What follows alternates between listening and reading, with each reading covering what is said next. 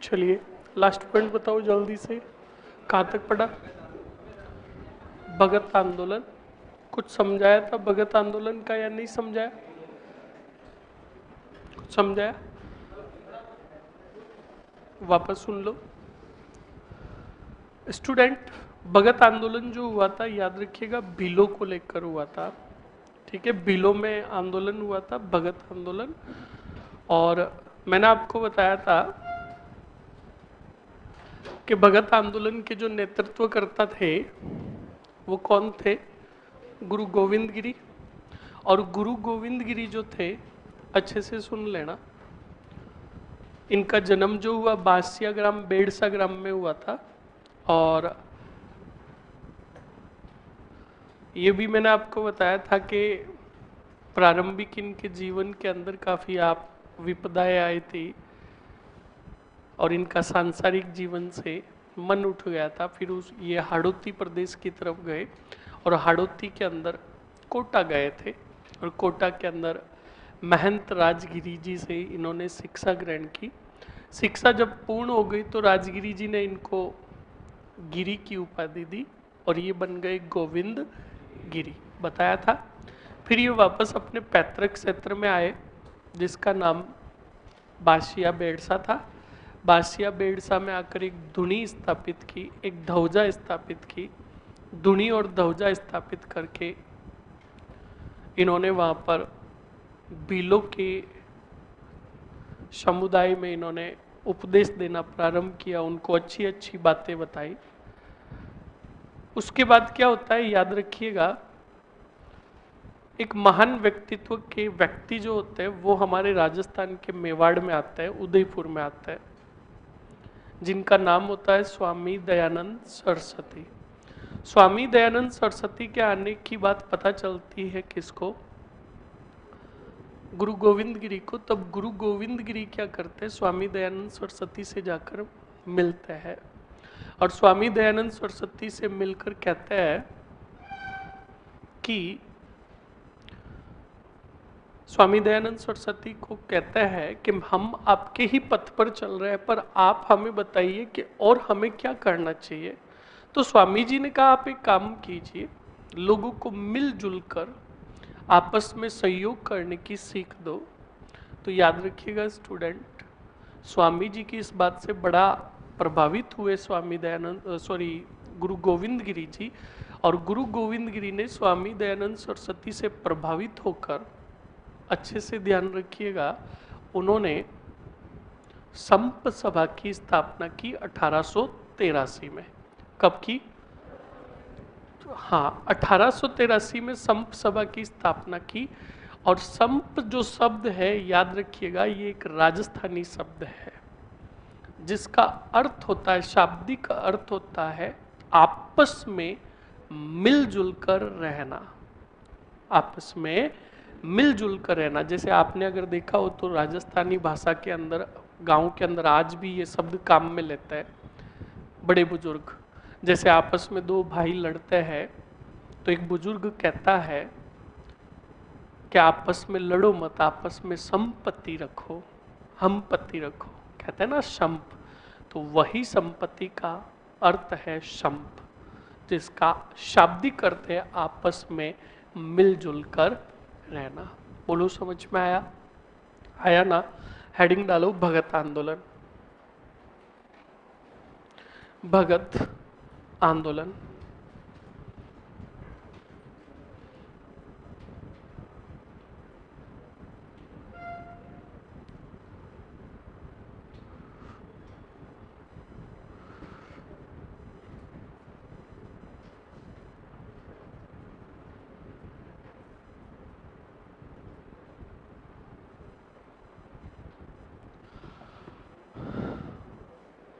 क्या लिखा आपने? कुछ भी नहीं लिखा। हेडिंग डालो भगत आंदोलन और भगत आंदोलन का पहला ही एरो निकाल कर लिखो नेतृत्वकर्ता। नेतृत्वकर्ता, और नेतृत्वकर्ता में लिखो स्टूडेंट गुरु गोविंद गिरी। गुरु गोविंद गिरी। लिख दिया। अब गुरु गोविंद गिरी से वापस एरो निकाल कर लिखो जीवन परिचय। जीवन परिचय।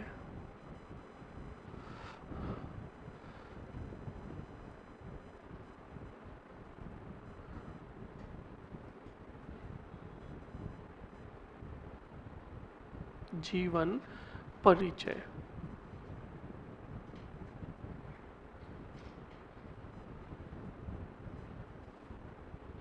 जीवन परिचय में फर्स्ट एरो निकालकर वापस लिखो जन्म बासिया ग्राम डूंगरपुर।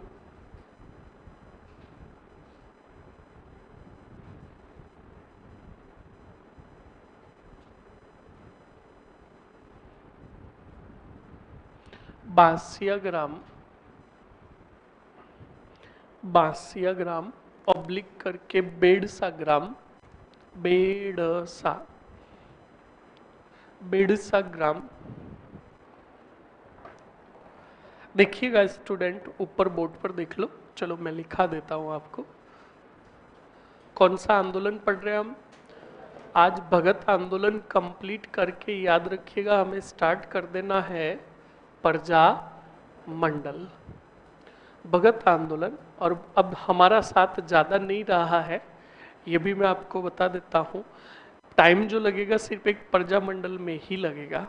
प्रजा मंडल के बाद एक टॉपिक बचेगा, एकीकरण। व्यक्तित्व पढ़ाए? कहाँ जरूरत है व्यक्तित्व की? है कोई जरूरत नहीं। अब दुष्टी गई के व्यक्तित्व के एक काम करूंगा, आपको पीडीएफ प्रोवाइड करवा दूंगा मैं। आप सुन लो, यहाँ तक दाप चुका हूं तुमसे। हाँ,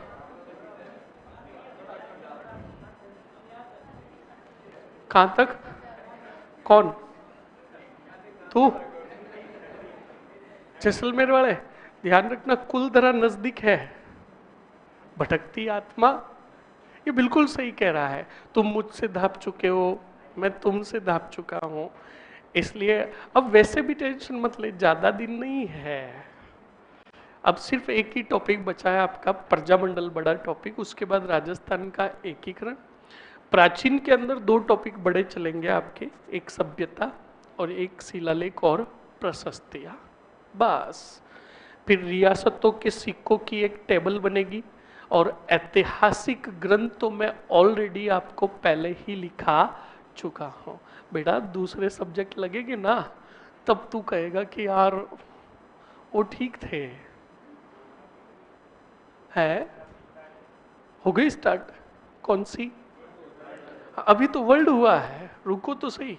इकोनॉमिक्स अच्छा हुआ टाइम पे हो गया।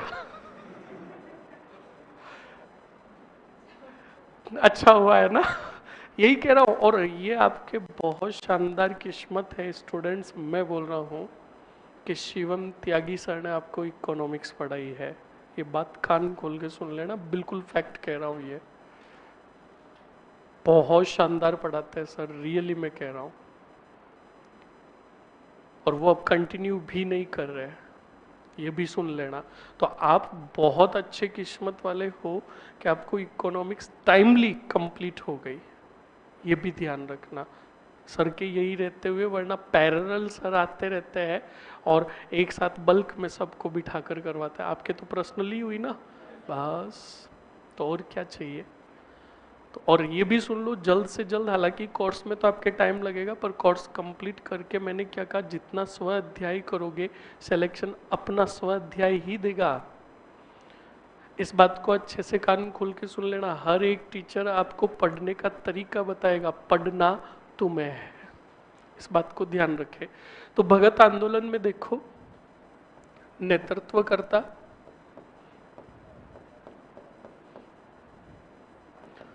गुरु गोविंद गिरी,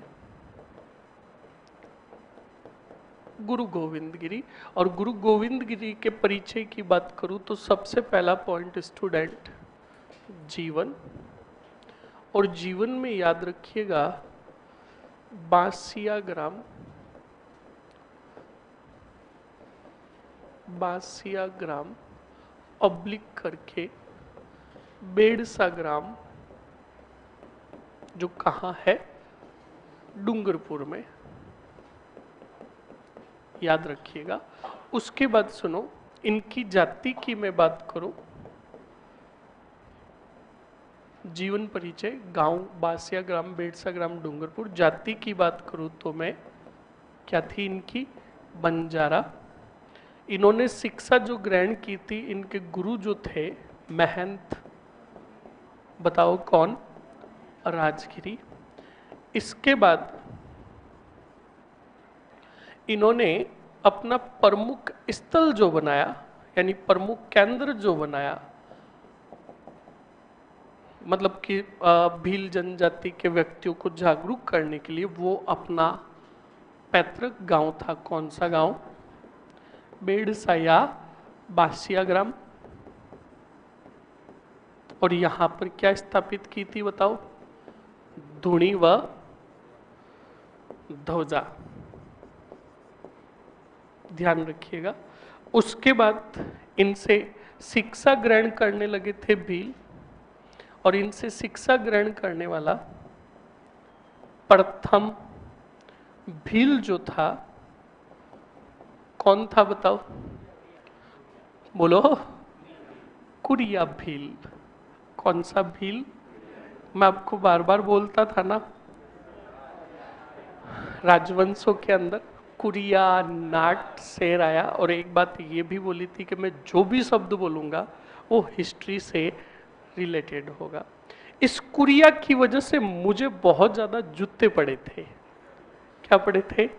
हाँ, क्योंकि मैं कॉमर्स का बंदा, और मैंने जब हिस्ट्री पहली बार पढ़ी तो ये सारा हिस्ट्री को पढ़ तो काफी लिया था, पर इस कुरिया का नाम याद नहीं होता था। तो हमें कोई पढ़ाने के लिए बाहर से टीचर नहीं आते थे। हमारी एक ऐसी संस्था थी जहाँ पर खुद को ही पढ़ना होता था और आगे जाकर पढ़ाना होता था। तो हमारे जो सीनियर थे ना, वो सीनियर जब एडमिशन लेते थे ना किसी का, तो पेरेंट्स से एडमिशन लेते, हमसे नहीं लेते। हम जब उस संस्था में एडमिशन करवाने जाते तो पहले दिन हमारी बहुत गजब की खातिरदारी होती थी। हमें कहते कि इनको अंदर लेकर जाओ, नाश्ता आस्ता कराओ, और फिर पेरेंट्स से अलग मुलाकात होती थी। और पेरेंट्स को एक ही बात कहते, छोरा सक्सेस चाहिए या नहीं। तो आपको पता पिताजी हमारे कैसे होते हैं? पिताजी कहते हैं कि मुझे सक्सेस चाहिए, तो वो साइन करवाते कि कल अगर हम आपके छोरे को पीटे, ठोके, तो कल आप शिकायत लेकर नहीं आओगे। और आपको पता पापा कितने गजब के हैं? पापा कहता ठोको जीता, ठोक देना, इसको मिनक बना देना। फैक्ट है कि नहीं? मिनक का मतलब सफल बना देना, फैक्ट है ना? तो साला मुझे भी वहां डाला गया। तो मुझे जब पहले दिन लेकर गए तो बढ़िया नाश्ता आस्ता कराया, बिठाया, आवादर की। मैंने कहा यार यहाँ पे गजब सिस्टम है। और उधर पापा से अलग ही बातचीत। 7 दिन तक अच्छी खातिरदारी की ताकि छोड़कर नहीं जाए, और 7 दिन के बाद बंदोली शुरू। हाँ, और क्लासें जो लगती थी ना, आपके जैसे नहीं है कि 2 बजे आना, 8 बजे चले जाना। सुबह 7 बजे से लेकर शाम को 8 बजे तक कंटिन्यू क्लास चलती थी। बीच में 1.5 घंटे या 2 घंटे का ब्रेक होता था।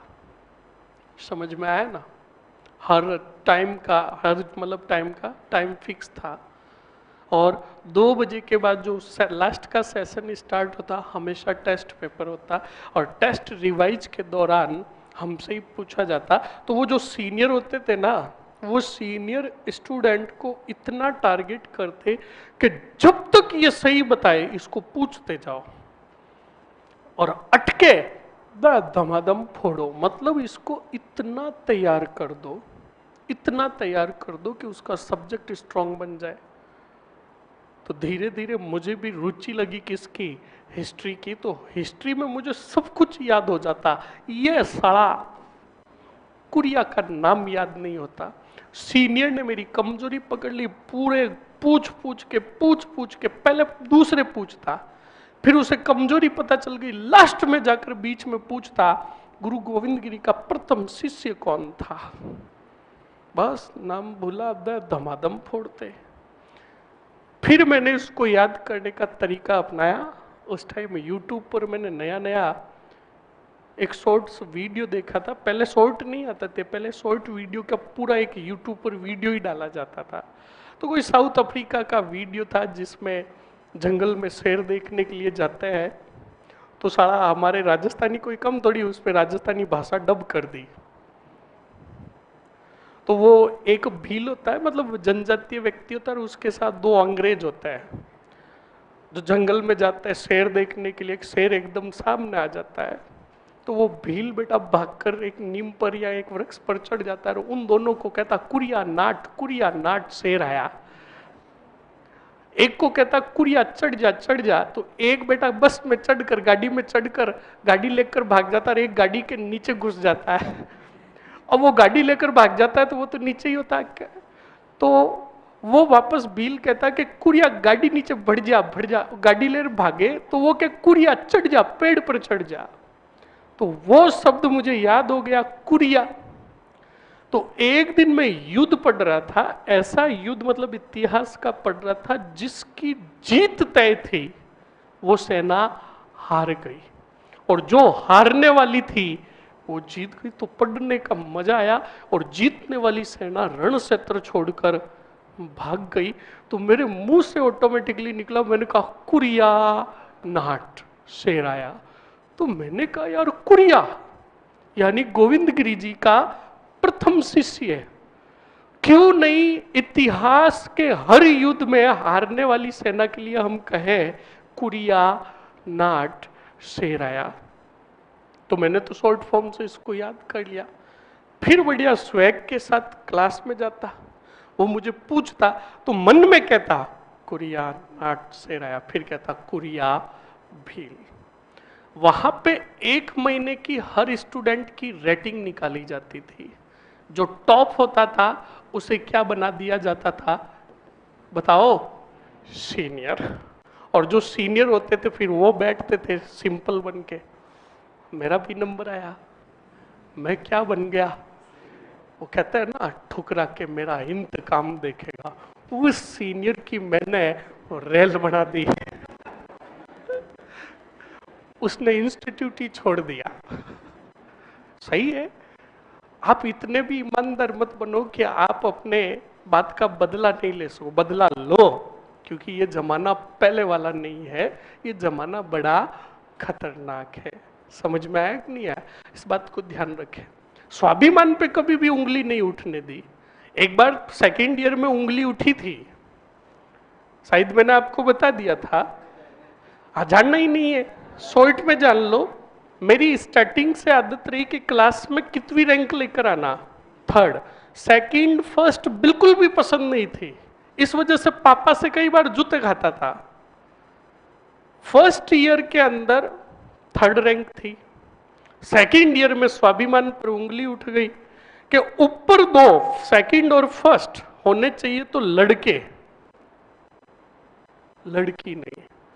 लड़की अगर फर्स्ट और सेकंड में है तो फिर हम किस काम के। सेकंड ईयर के अंदर छोरी एक आगे निकल गई, सेकंड आ गई, षड्यंत्र रचा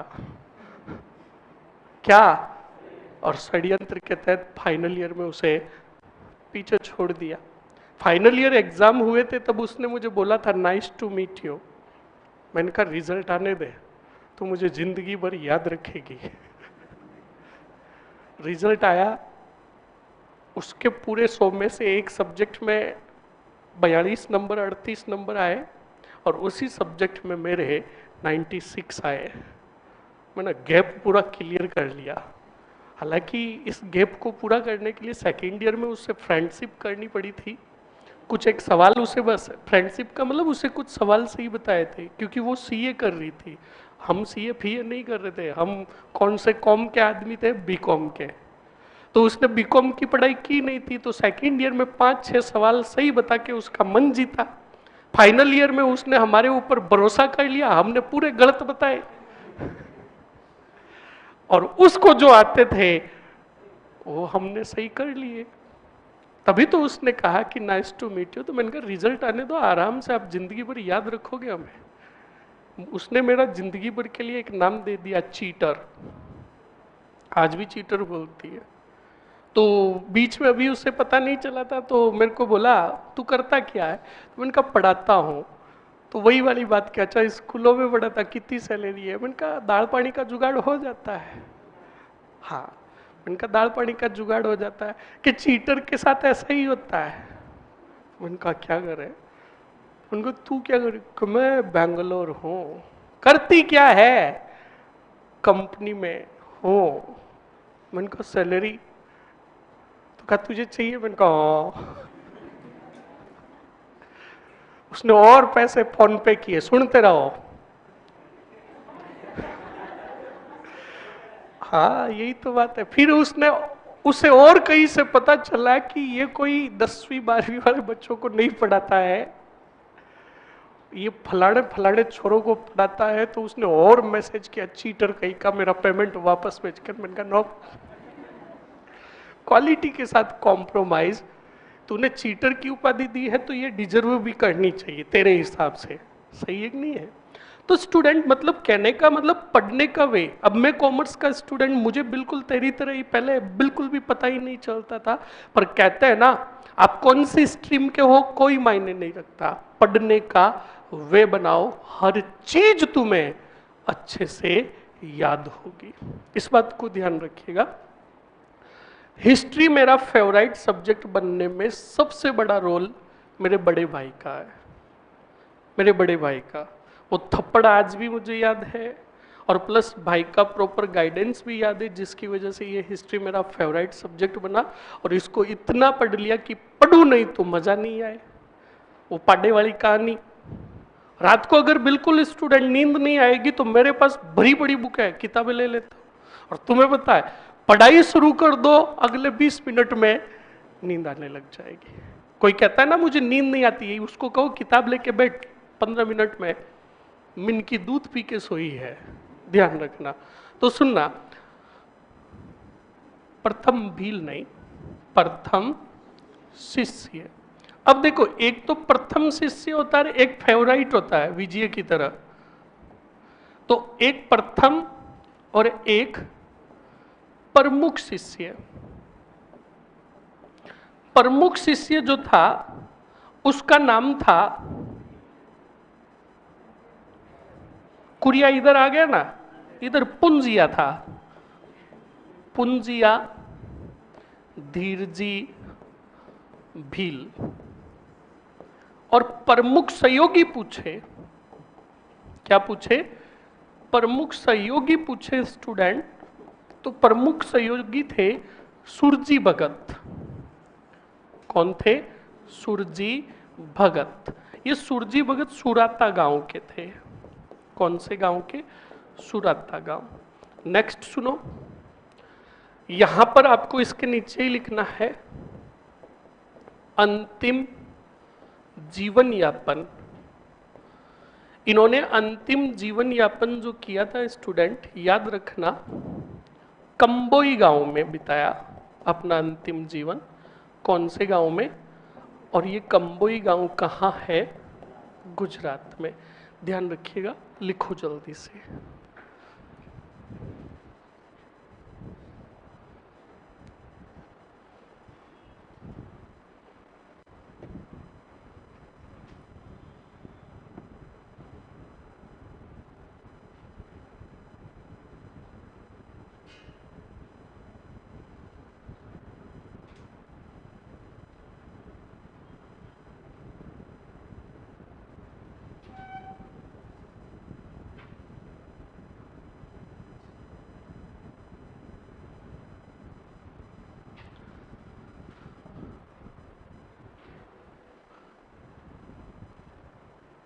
लगभग कितने दिन लगेंगे पूरे होने में, जल्दी कंप्लीट हो जाएगा, टेंशन मतलब।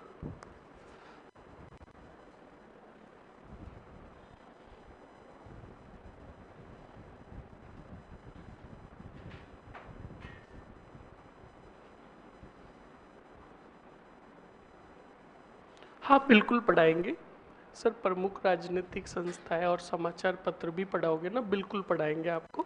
राजनीतिक समाचार पत्र एक काम करेंगे, आपको पीडीएफ दे देंगे। राजनीतिक संस्थाएं रहेगी ना, वो राजनीतिक संस्थाएं मैं आपको अलग से भी लिखा दूंगा, प्लस प्रजामंडल पढ़ाऊंगा ना, तो प्रजामंडल में भी खूब सारी राजनीतिक संस्थाएं आ जाएगी, चिंताएं मत करो। सर आपकी कहानियां बड़ी रोचक भरी है। हाँ बिल्कुल, थोड़ा बदमाश था मैं, थोड़ा क्या बहुत ज्यादा था। और पिताजी से प्रेम तो इतना मिला कि पूछो ही मत। हर 10 दिन में एक बार तो जूते भयंकर खाता था। बिल्कुल। घर के अंदर बैटरी बैटरी होती ना, बैटरी वो खेत में ले जाने के लिए, वो बैटरी 15 दिन से ज्यादा चलती नहीं थी। क्यों? समझ जाओ। क्योंकि गांव में लाइटें कम हुआ करती थी, पापा शाम को पढ़ाते थे, और पापा पढ़ाते एक बार बता देते, 2 बार बता देते, 3 बार बता देते, चौथी बार गलती होती वो बैटरी हमारे ऊपर ही फूटती। बिल्कुल। पर एक बात ध्यान रखना, बचपन में पिताजी द्वारा की गई यही फिक्र आज उनके फक्र में बदली है। इस बात को ध्यान रखिएगा स्टूडेंट, बिल्कुल फैक्ट है ये। और मेरे फैमिली के अंदर ये भी बता दूं कि मेरे बड़े भाई जो है, उन्होंने पिताजी का रोल निभाया मेरे लिए। पापा जस्ट लाइक फ्रेंड है, आज भी मस्त तरीके से बात करते हैं, अच्छे से ट्रीट करते हैं, अच्छी अच्छी बातें भी बताते हैं। कई बार धुआंधार खतरनाक फाइटिंग भी हो जाती है दोनों के बीच में, क्योंकि थोड़ा गुस्सेली प्रवृत्ति का हूं तो वो कभी ज्यादा ही लेक्चर दे देते हैं। हालांकि वो हमारे जीवन के लिए सही होते हैं, वो ज्यादा सुनाते तो वापस सुना देता है, फिर बुरा भी लगता है, हमें बुरा लगता है। तो सुबह उठकर वापस कहते हैं और पापा कैसे हो, तो पापा सीधा कहते हैं गुस्सा शांत हो गया तेरा। और ये भी देखो, मैं बता देता हूं अपना, इतना बड़ा हो गया स्टूडेंट, 101% तय है। 8 बजे आपकी क्लास होती है, यहां से बाहर निकलता हूं 9 बजे के पहले हमेशा पापा का फोन आ जाएगा। लेट भी आएगा, कभी कभार तो ऐसा भी होता है कि रात को 2 बजे भी पापा फोन कर देते हैं, क्योंकि उनको चिंता होती है। और क्योंकि पेरेंट्स ऐसे, कभी उनको नींद भी नहीं आती तो उनको यही लगता है कि छोरा कहीं रोता तो नहीं फिर रहा है। जब भी पापा ने फोन किया, एक बात मेरी लाइफ की अच्छी बात, मुझे भी लगता है ये अच्छी बात है, कभी भी पापा से झूठ नहीं बोला, कहीं पे भी था सच्चा बताया, सच्ची बात बताई कि पापा फलानी जगह पे बैठा हूं, दोस्तों के साथ हो। कि दोस्त कौन है? कि वो है क्या कर रहे, कि पी रहे हैं, पर उन्हें मुझ पर भरोसा था। और मैं अभी भी आपको कह रहा हूं स्टूडेंट्स, मैं जो आपको बात बताऊंगा, जो मैं पालन करता हूं वही बताऊंगा। नशा सिर्फ एक ही चीज का किया है, चाय का, बस। और ये मेरे पापा को भी पता है, डांटेंगे करेंगे कि तुझे कहां वहां बैठने की जरूरत, तुझे कहां वहां जाने की जरूरत थी। बाद में उन्हें भी लगता है कि यार फ्रेंड तो चला गया तो क्या हो गया, पर उन्हें इस बात का गर्व है कि मेरा छोरा गंदी प्रवृत्ति में नहीं है। इसलिए कान खोल के सुन लो, पेरेंट्स से कभी भी झूठ मत बोलो, सच्ची बात बता दो, जैसी भी है सच्ची बात बता दो। मेरे उस फ्रेंड्स के नंबर मेरे पापा के पास है, बेंगलोर वाले। बिल्कुल बिल्कुल स्टूडेंट, पेरेंट्स से कभी भी बात मत छुपाओ। जो भी बात होगी, पेरेंट्स नाराज होंगे, दुखी होंगे तो थोड़ी देर के लिए होंगे, पर एक बात सोचो, हमारे नहीं बताने के बावजूद उन्हें कोई बात पता चलती है तो हाँ, उनका भरोसा टूटता कि नहीं टूटता है। इस बात को हमेशा ध्यान रखें। मैंने ये 2 चीज अपनी लाइफ में कुछ और अच्छा किया या नहीं किया, ये 2 अच्छी चीजें, पेरेंट्स से कभी भी झूठ नहीं बोला, और दूसरी बात, जो भी बात थी खुल के बताई पेरेंट्स को कि बात ये है। इस बात का हमेशा ध्यान रखें, ताकि उन्हें भी तो ये 2 बातों से गर्व होना चाहिए ना कि भाई इन 2 बातों में मेरा छोरा नंबर 1 है। इस बात का ध्यान रखें। लिख लिया? ये लिख लिया? अब सुनो, ये पूरी कहानी टाइप है, एक पॉइंट और लिख लो फिर मैं पूरा समझाता हूं। लिखो स्वामी दयानंद सरस्वती, पहले पॉइंट लिखो गुरु गोविंद गिरी स्वामी दयानंद सरस्वती से, गुरु गोविंद गिरी स्वामी दयानंद सरस्वती से गुरु गोविंद गिरी स्वामी दयानंद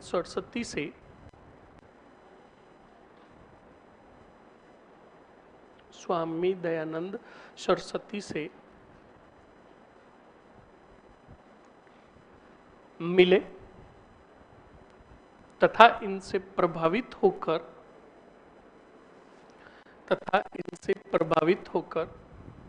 1883 में 1883 ईस्वी में शंप सभा की स्थापना की। शंप सभा की स्थापना की।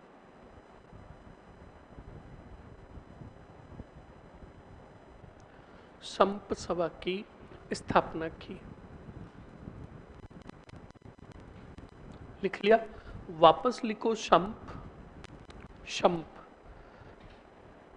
लिखो। शंप एक राजस्थानी शब्द है। शंप एक राजस्थानी शब्द है जिसका शाब्दिक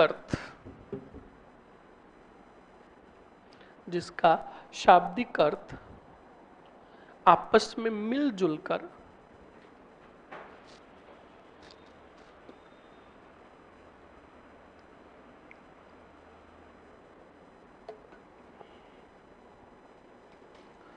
जिसका शाब्दिक अर्थ आपस में मिलजुल कर रहने से है।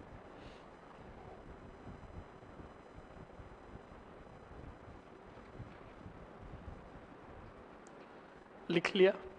अरे लिख लिया ना? ओके, नेक्स्ट आगे बढ़ो स्टूडेंट, अगले पॉइंट में लिखो। चलो अब सुन लो और समझ लो। इस प्रकार शंप सभा की 1883 में क्या कर दी? स्थापना कर दी। अब सुनते रहो और समझते रहो। शंप सभा का पहला अधिवेशन जो बुलाया था, याद रखिएगा, वो 1905 में बुलाया। कब बुलाया? कब बुलाया? ओके, अब सुनो। और ये जो प्रथम अधिवेशन जो बुलाया था वो बुलाया मानगढ़ पहाड़ी पर। कौन सी पहाड़ी? कौन सी पहाड़ी? जो कहाँ है? बोलो। बांसवाड़ा के अंदर। कहाँ है? और यहीं पर घटना घटित होगी, मानगढ़ घटना। कान खोल के सुन लेना, अब समझ लो और अच्छे से जान लो। स्टूडेंट, प्रथम अधिवेशन भी बुला दिया गया और सब बातें हो गई। उसी समय मेवाड़ रियासत ने कुछ प्रतिबंध लगाए। क्या लगाए? प्रतिबंध लगाए। किन पर? भीलों पर। और इधर भीलों में दिन ब दिन प्रसिद्ध होने लगे कौन? गुरु गोविंद गिरी। क्योंकि गुरु गोविंद गिरी के उपदेश भीलों को अच्छे लगे, भीलों में बदलाव आने लगा, तो भीलों में प्रसिद्धि पाने लगे कौन? गुरु गोविंद गिरी। उसी समय मेवाड़ रियासत से कुछ आदेश जारी हुए जिसमें भीलों पर प्रतिबंध लगाया गया। नंबर फर्स्ट, जंगल से जो कोई भी उत्पाद प्राप्त होता है, जो भी वस्तुएं प्राप्त होती, वो बिना अनुमति के प्राप्त कोई भी नहीं कर सकता। ये घोषणा कर दी किसने? मेवाड़ रियासत ने। दूसरी घोषणा ये कि भू राजस्व में, करों में क्या कर दी? वृद्धि कर दी। तीसरी सबसे बड़ी घोषणा ध्यान रखना, माउड़ी शराब। कौन सी शराब? माउड़ी नामक शराब बनाते थे कौन? भील। उस माउड़ी शराब पर भी क्या लगा दिया? प्रतिबंध। इसके अलावा कुछ और भी अन्य कारण थे। हद से भी ज्यादा जातीय भेदभाव किया जाता था भीलों के साथ। भू राजस्व की अधिक से अधिक मात्रा में वसूली होती थी, तो भील बड़े परेशान थे। उसके बाद दो नए और आदेश जारी किए कि जंगली उत्पादों को बिना अनुमति के प्राप्त नहीं कर सकते, और माउड़ी शराब के बनाने पर क्या लगा दिया? प्रतिबंध। बोलो, समझ में आया कि नहीं आया? अब सुनो और समझो आगे क्या हुआ क्या नहीं हुआ। स्टूडेंट, अब आगे क्या हुआ अच्छे से सुनिएगा और समझ लीजिएगा। जब ये घोषणाएं की तो मैंने आपको बता ही दिया कि भीलों में प्रसिद्धि पा चुके थे कौन? गुरु गोविंद गिरी। सभी भील इकट्ठा होकर आए गुरु गोविंद गिरी जी के पास और गुरु गोविंद गिरी जी को बात बताई। का बताइए गुरु गोविंद गिरी जी, करे तो आखिरकार करे किया। तो गुरु गोविंद गिरी जी का हुआ किया, तो अपनी मांगे रखी गुरु गोविंद गिरी के सामने, बातें बताई। का पहली बात तो यह है कि हमारे साथ जातीय भेदभाव हद से भी ज्यादा होता है। तो गुरु गोविंद गिरी जी का इसका हम बिल्कुल बात रखेंगे राजा के समक्ष, और बताओ क्या समस्या? तो कहा जंगली उत्पादों को बिना अनुमति के प्राप्त नहीं कर सकते, हम जंगल में रहते हैं, हमारी आजीविका इनसे चलती है। अब अगर हम भी इन वस्तुओं को प्राप्त नहीं कर सकते तो फिर कैसे आजीविका चलेगी? तो कहा ये भी मांग रखेंगे। भू राजस्व की अधिक से अधिक वसूली हो रही है, इसकी भी हम मांग रखेंगे। और बताओ क्या समस्या? और कोई नहीं समस्या, का बस यही है। का एक और है। का क्या? कि मावड़ी शराब पर रोक लगा दी। गुरु गोविंद गिरी जी का ये तो अच्छा हुआ, अब तुम्हारे माइंड में भी अलग ही आ रहा है, पर ध्यान रखना ये सही नहीं हुआ था। क्योंकि सीधी बात बताता हूं, जरूरी नहीं कि शराब बेचने वाला शराब का सेवन करे, पर उस शराब के कार्य से उसकी आजीविका तो चलती है ना। तो भीलों ने भी कहा गुरु गोविंद गिरी जी को कि गुरु जी, हम आपके जब सानिध्य में आए हैं तब से हमने शराब वराब और ये बुरे काम करने छोड़ दिए हैं, पर हमारी आजीविका, हमारा घर जो चलता है इस मावड़ी शराब से ही चलता। हम मावड़ी शराब को बनाते हैं महुआ के पेड़ से, किसी के पेड़ से, कि इस महुआ के पेड़ से हम शराब को बनाते, शराब को बेचते हैं, जिससे हमारा घर चलता है। उस मावड़ी शराब पर भी रोक लगा दी। तब गुरु गोविंद गिरी ने कहा कि अब भक्तों के नेतृत्व में ही होगा भगत आंदोलन, और इसका नेतृत्व हम करेंगे। अब इस भगत आंदोलन को मतलब मजबूत बनाने के लिए गुरु गोविंद गिरी ने भीलों के क्षेत्र में जा जाकर जनसभाओं का क्या किया? आयोजन किया। जिस गांव में जाते जनसभा करते, वहां के भीलों को जागरूक करते, और हर गांव के अंदर अपना एक व्यक्ति स्थापित करते जिसको कोतवाल कहा जाता था। क्या? कोतवाल की गांव गांव में जाकर नियुक्ति करते। अब कोतवाल का काम क्या होता था? सुनो, जैसे यही समझ लो, जस्ट लाइक कि मैं गुरु गोविंद गिरी, आप ये भीलों का गांव, मैं आपको जागरूक करने आया हूं, और मैंने आपको कह दिया कि ये आपके गांव का एक क्या है? कोतवाल। अब कोतवाल का काम क्या रहेगा? सुनना, जिससे आपको सीधा आंदोलन समझ में आ जाएगा। मैंने कहा, आपसे मैंने पूछा कि बताओ भीलों व्यक्तियों, आपके जब आपस में झगड़े होते तो आप झगड़ों का निपटारा कैसे करते हो? अपने विवादों का निराकरण कैसे करते हो? तो आपने कहा हम जागीरदारों के पास जाते या रियासत के दरबार में जाते, राजा के दरबार में, वही हमारी समस्याओं का क्या करता है? समाधान करता है। तब मैंने कहा आज के बाद तुम ना तो जागीरदारों के पास जाओगे, ना रियासतों या राजाओं के दरबार में जाओगे, तुम्हारे झगड़ों और विवादों को निपटाने हेतु मैं गांव में नियुक्त कर रहा हूं क्या? कोतवाल। क्या? अब एक बात बताओ, ये जागीरदारों और रियासतों के राजाओं को जब ये बात पता चलेगी तो बताओ ये इनके लिए सीधी चुनौती था कि नहीं था? था ना? तो बताओ अब जागीरदार चुप बैठेंगे क्या? रियासत का राजा चुप बैठेगा क्या? जब कोतवालों की नियुक्ति की गई गांव गांव में, और कोतवालों ने भी क्या किया? धुनिया और ध्वजा स्थापित की, वहां पर भील अपनी समस्याएं लेकर आते, वो कोतवाल भी अच्छी अच्छी बातें बताते। दिन ब दिन भीलों के क्षेत्र में वर्चस्व बढ़ता गया। किनका? बोलो। गुरु गोविंद गिरी का। जब गुरु गोविंद गिरी का वर्चस्व बढ़ा स्टूडेंट, तो जागीरदार जो सूत और ईडर जागीर, ये दो जागीरों के नाम याद रखना, एक तो सूत, कौन सी, और एक ईडर। और ईडर वर्तमान में कहां है? गुजरात में। तो सुनो, सूत और ईडर के जो जागीरदार थे, इनको जब पता चला कि कोतवालों की नियुक्ति हो रही है, और जगह जगह क्या नियुक्त हो रहे हैं? कोतवाल, और धुनिया स्थापित हो रही है, वर्चस्व बढ़ता जा रहा है। किसका? गुरु गोविंद गिरी का। तो सूत जागीर ने गुरु गोविंद गिरी की गिरफ्तारी के क्या जारी कर दिए? आदेश जारी कर दिए। तब गुरु गोविंद गिरी ने कहा डॉन को पकड़ना मुश्किल ही नहीं, नामुमकिन है, क्योंकि डॉन अब गुजरात चला जाएगा। कहा? मतलब 100 बातों की एक बात।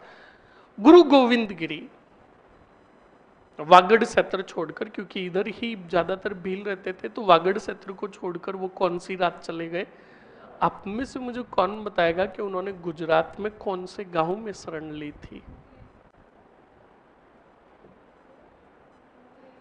उकरेली गांव में। कौन से गांव में? बोलो। उकरेली गांव में शरण ली, जो गुजरात में है। उकरेली गांव में रहने के बाद थोड़े दिन रहे और वापस आ गए प्रतिबंधित क्षेत्र में। कहते हैं ना, नवी बात 9 दिन। थोड़ा ही मामला ठंडा पड़ा, वापस आ गए। कौन? गुरु गोविंद गिरी। अब की बार डूंगरपुर रियासत में गिरफ्तारी के क्या जारी कर दिए? गुरु गोविंद गिरी वापस 9/2/11। कौन सी रात? अब की बार कौन से गांव में शरण ली? रोजड़ा गांव में। कौन से गांव में? मैंने कहा ना, उत्तर उधर से ही आएगा। हाँ, बहुत बढ़िया, अच्छा पढ़ा आपने, बहुत शानदार। अब लास्ट में जाती करती तो एक्सेप्ट कर ले। हाँ, नहीं, झूठ बोला तो शुद्ध झूठ बोलेंगे सर जी। रोजड़ा गांव में शरण ली। कौन से गांव में? और ये रोजड़ा तुम्हें पता ही है, हमारी उपाधि भी है। बेटे कह रहे हैं हाँ सर। ऐसे कह रहे हैं जैसे रोजड़ा गांव में 10-20 बार चक्कर लगा कर आया है। अरे रोजड़ा जानते हो? जानते हो? हाँ हाँ, जानवी जानती है। हाँ, इसी को पूछा था ना। हाँ, और इसको तो एक बार वो भी पूछा था कि खींचड़ा क्या होता है, तो इसने बताया कि सर वो मरीज को दी जाती है ना। अरे वो खींचड़ा नहीं, वो खींचड़ी होती है। खींचड़ा तो मरीज को दे देना, क्योंकि वो इतना हैवी खाना पचा ही नहीं सकता। बिल्कुल फैक्ट है स्टूडेंट। तो रोजड़ा गांव के अंदर दूसरी बार शरण ली किसने बताओ? गुरु गोविंद गिरी जी ने। अब सुनो, गुरु गोविंद गिरी के वर्चस्व को कम करने के लिए कुछ विरोधी लोग थे। कौन थे? विरोधी। विरोधी का मतलब वही जागीरदार और रियासत के राजा। जागीरदारों ने निर्णय लिया कि जिन जिन गांवों में कोतवालों की नियुक्ति है, उनके स्थान पर जाते हैं जहां पर धुनी स्थापित की गई है, उस धुनी के आसपास हम मांस मछलियां डाल देता है, आसपास शराब की बोतलें फेंक देता है। कोतवाल जो है उनको जबरदस्ती क्या पिलाता है? शराब पिलाता है। और जब सुबह भील भगत वहां पर आएंगे तो वहां पर बिखरा हुआ मांस देखेंगे, शराब की बोतलें देखेंगे और नशे में देखेंगे किसको? कोतवाल को। तो छवि खराब हो जाएगी कोतवालों की, कोतवालों के साथ गुरु गोविंद गिरी की। पर कान खोल के सुन लेना, गिराने वाले व्यक्ति, षड्यंत्र रचने वाले व्यक्ति हमेशा वहीं तक सीमित रह जाता है, और जिसके विरुद्ध षड्यंत्र रचा जाता है वो दिन ब दिन प्रगति करता रहता है। इस बात को कान खोल के सुन लेना। तभी तो मैं कहता हूं, अगर किसी का अच्छा नहीं कर सको, बुरा किसी का मत करना। ये बात कान खोल के सुन लेना, ये 101% सही है। तो देखो, विरोधियों ने बिल्कुल ये काम किया, पर ज्यों ज्यों प्रसिद्धि बढ़ती गई, क्योंकि भीलों की आम जनता में छवि अच्छी थी किनकी? गुरु गोविंद गिरी की और उनके नियुक्त कोतवालों की। जब ये भी नहीं हुआ और जब भीलों के माध्यम से उधर रोजड़ा गांव में गुरु गोविंद गिरी को ये बात पता चली, तो गुरु गोविंद गिरी तीसरे दफे प्रतिबंधित क्षेत्र में अब की बार पूरे भक्तों को लेकर सीधा मानगढ़ पहाड़ी पर आए। बताओ कहां? बोलो। मानगढ़ पहाड़ी पर आकर सभी भीलों को संदेश भेजा एक, कि मेरे साथ कुछ भगत भी है, भील भगत भी है, और मैं भीलों से, भील भक्तों से आह्वान करता हूं कि अधिक से अधिक मात्रा में कहां आए? मानगढ़ पहाड़ी पर। और यहां पर सभा का आयोजन तब तक होगा जब तक हमारी मांगे स्वीकार नहीं हो जाती। इसलिए अधिक से अधिक मात्रा में भील कहां पहुंचे? मानगढ़ पहाड़ी। खाली हाथ कोई भी नहीं आए, साथ में खाने पीने की चीजें लेकर आए, क्योंकि ये सभा तब तक निरंतर चलेगी जब तक हमारी मांगे स्वीकार नहीं हो जाती। जब ये आदेश जारी किया तो बताओ स्टूडेंट्स, भील भगत हजारों की संख्या में कौन सी पहाड़ी पर आएंगे, और हाथ में, एक हाथ में खाने पीने की चीजें, लूण, मिर्च, हल्दी, धाना और आटा, और दूसरे हाथ में जनजातीय व्यक्ति कभी भी अपने से दूर नहीं रखते हथियार, बंदूकें, तीर, बाण वगैरह। फैक्ट है कि नहीं है? तो बिल्कुल हजारों की संख्या में भील आने जाने लगे। कहा? मानगढ़ पहाड़ी पर।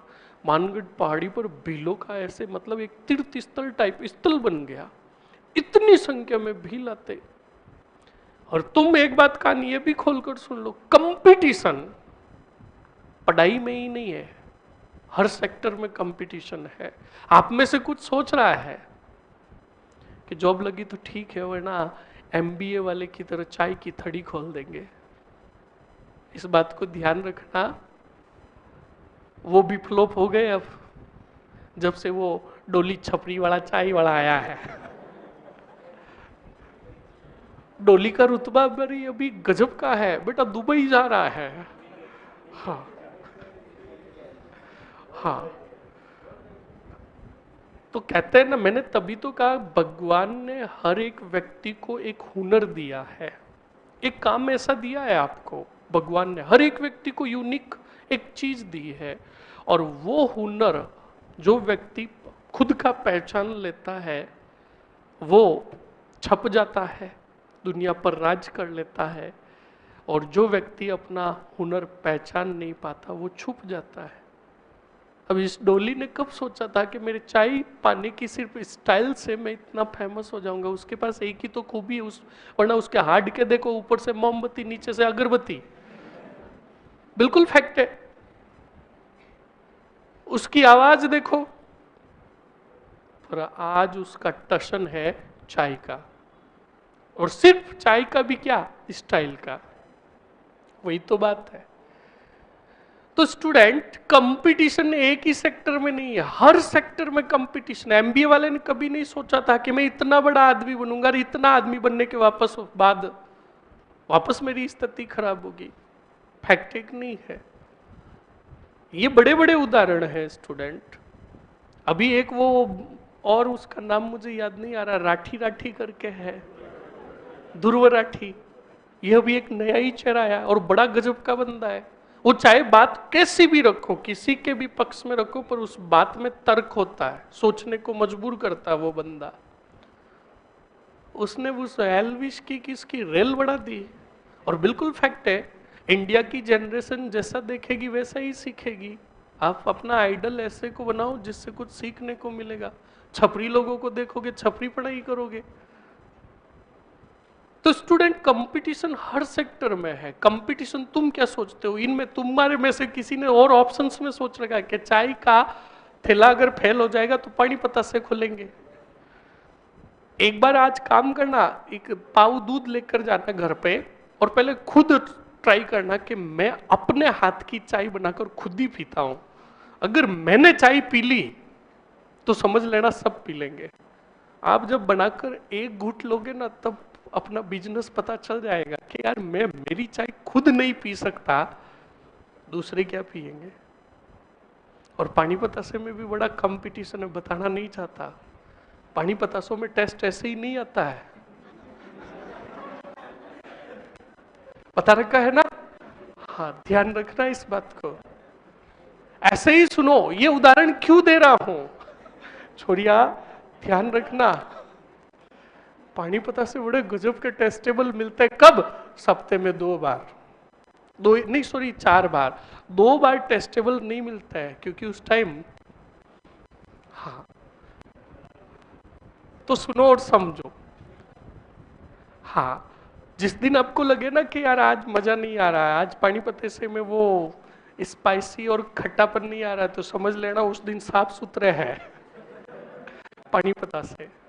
और जिस दिन रेगुलर एक जैसा स्वाद बना रहे, समझ लेना एकदम अच्छे खा रहे हैं। तो सुनो और समझो, ये उदाहरण यहां पे क्यों दिया, सुनो। आसपास के पूरे क्षेत्र में सिर्फ संत के रूप में एक ही व्यक्ति की चल रही थी, गुरु गोविंद गिरी। दूसरे जो संत थे उनकी ढाणियां उठ चुकी थी, वो खुद ही कह रहे थे तथास्तु, क्योंकि उनके पास कोई जा ही नहीं रहा था। वो देख रहे थे तो हजारों की संख्या में मानगढ़ पहाड़ी पर किसके पास जा रहा है? गुरु गोविंद गिरी के पास। तो वो जो विरोधी संत और व्यक्ति जो थे, जब विरोधी कुछ खुद नहीं कर पाए तो ध्यान रखना वो सफल व्यक्ति के बारे में बातें बनाना प्रारंभ कर देते हैं। तो उन विरोधियों ने एक बात फैला दी, और झूठी बात तुम्हें पता आग की तरह फैलती है। उन विरोधियों ने गुरु गोविंद गिरी के बारे में अफवाह फैलाई कि गुरु गोविंद गिरी मानगढ़ पहाड़ी पर भीलों की सेना संगठित कर रहा है, सेना बना रहा है। और गुरु गोविंद गिरी का उद्देश्य है मानगढ़ पहाड़ी पर सेना, मजबूत सेना भीलों की बनाकर सूत जागीर पर अधिकार करना और उसके बाद डूंगरपुर रियासत पर अधिकार करना। ये बात आग की तरफ फैली, बात गई सूत जागीर। कहां गई? अब सूत जागीर में ये बात वहां पता चली तो सूत जागीरदार जो भी था, उस जागीरदार ने ये बात बताई कौन सी रियासत को? डूंगरपुर रियासत को, कि सुनने में आ रहा है कि गुरु गोविंद गिरी कौन सी पहाड़ी पर, मानगढ़ पहाड़ी पर भीलों की क्या बना रहा है? सेना बना रहा है। तो बिल्कुल स्टूडेंट, जागीरदार और डूंगरपुर रियासत से व्यक्ति भेजे गए। कौन सी जागीर में बताओ? सूत जागीर में। और सूत जागीर में एक सैनिक चौकी थी, अंग्रेजों की सैनिक चौकी थी, पुलिस स्टेशन था, आज की भाषा में बोले तो सैनिक चौकी थी। इस सैनिक चौकी में एक तो बताओ डूंगरपुर रियासत से व्यक्ति आए, और एक कौन सी जागीर से आए? सूत जागीर से। इस सैनिक चौकी में आकर पुलिस अधीक्षक को कहा कि साहब, मानगढ़ पहाड़ी पर भीलों की सेना संगठित कर रहा है कौन? गुरु गोविंद गिरी। क्या ये बात सत्य है? आप पता लगाइए। तो इस पुलिस अधीक्षक ने क्या किया? 2 सैनिक भेजे। कितने? 2 सैनिक भेजे। एक का नाम था यूसुफ खां। क्या नाम था? हाँ। और एक का नाम था गुल मोहम्मद। कौन सा मोहम्मद? अब यहां पर तुम्हें थोड़ा मजा आएगा, सुनो। इन दोनों व्यक्तियों को बुलाया और कहा कि तुम्हें वहां जाना है। अब ये जानने से पहले, अब अच्छे से ये पॉइंट जानने से पहले एक उदाहरण सुनो। स्टूडेंट, अभी होली का पर्व था, तो होली के पर्व पर आप अपने गांव गए थे। तो आप गए थे तो लगभग मैंने बोला था आपको कि 4 महीने 5 महीने बाद जा रहे हो, तो 3-4 महीने बाद गए थे।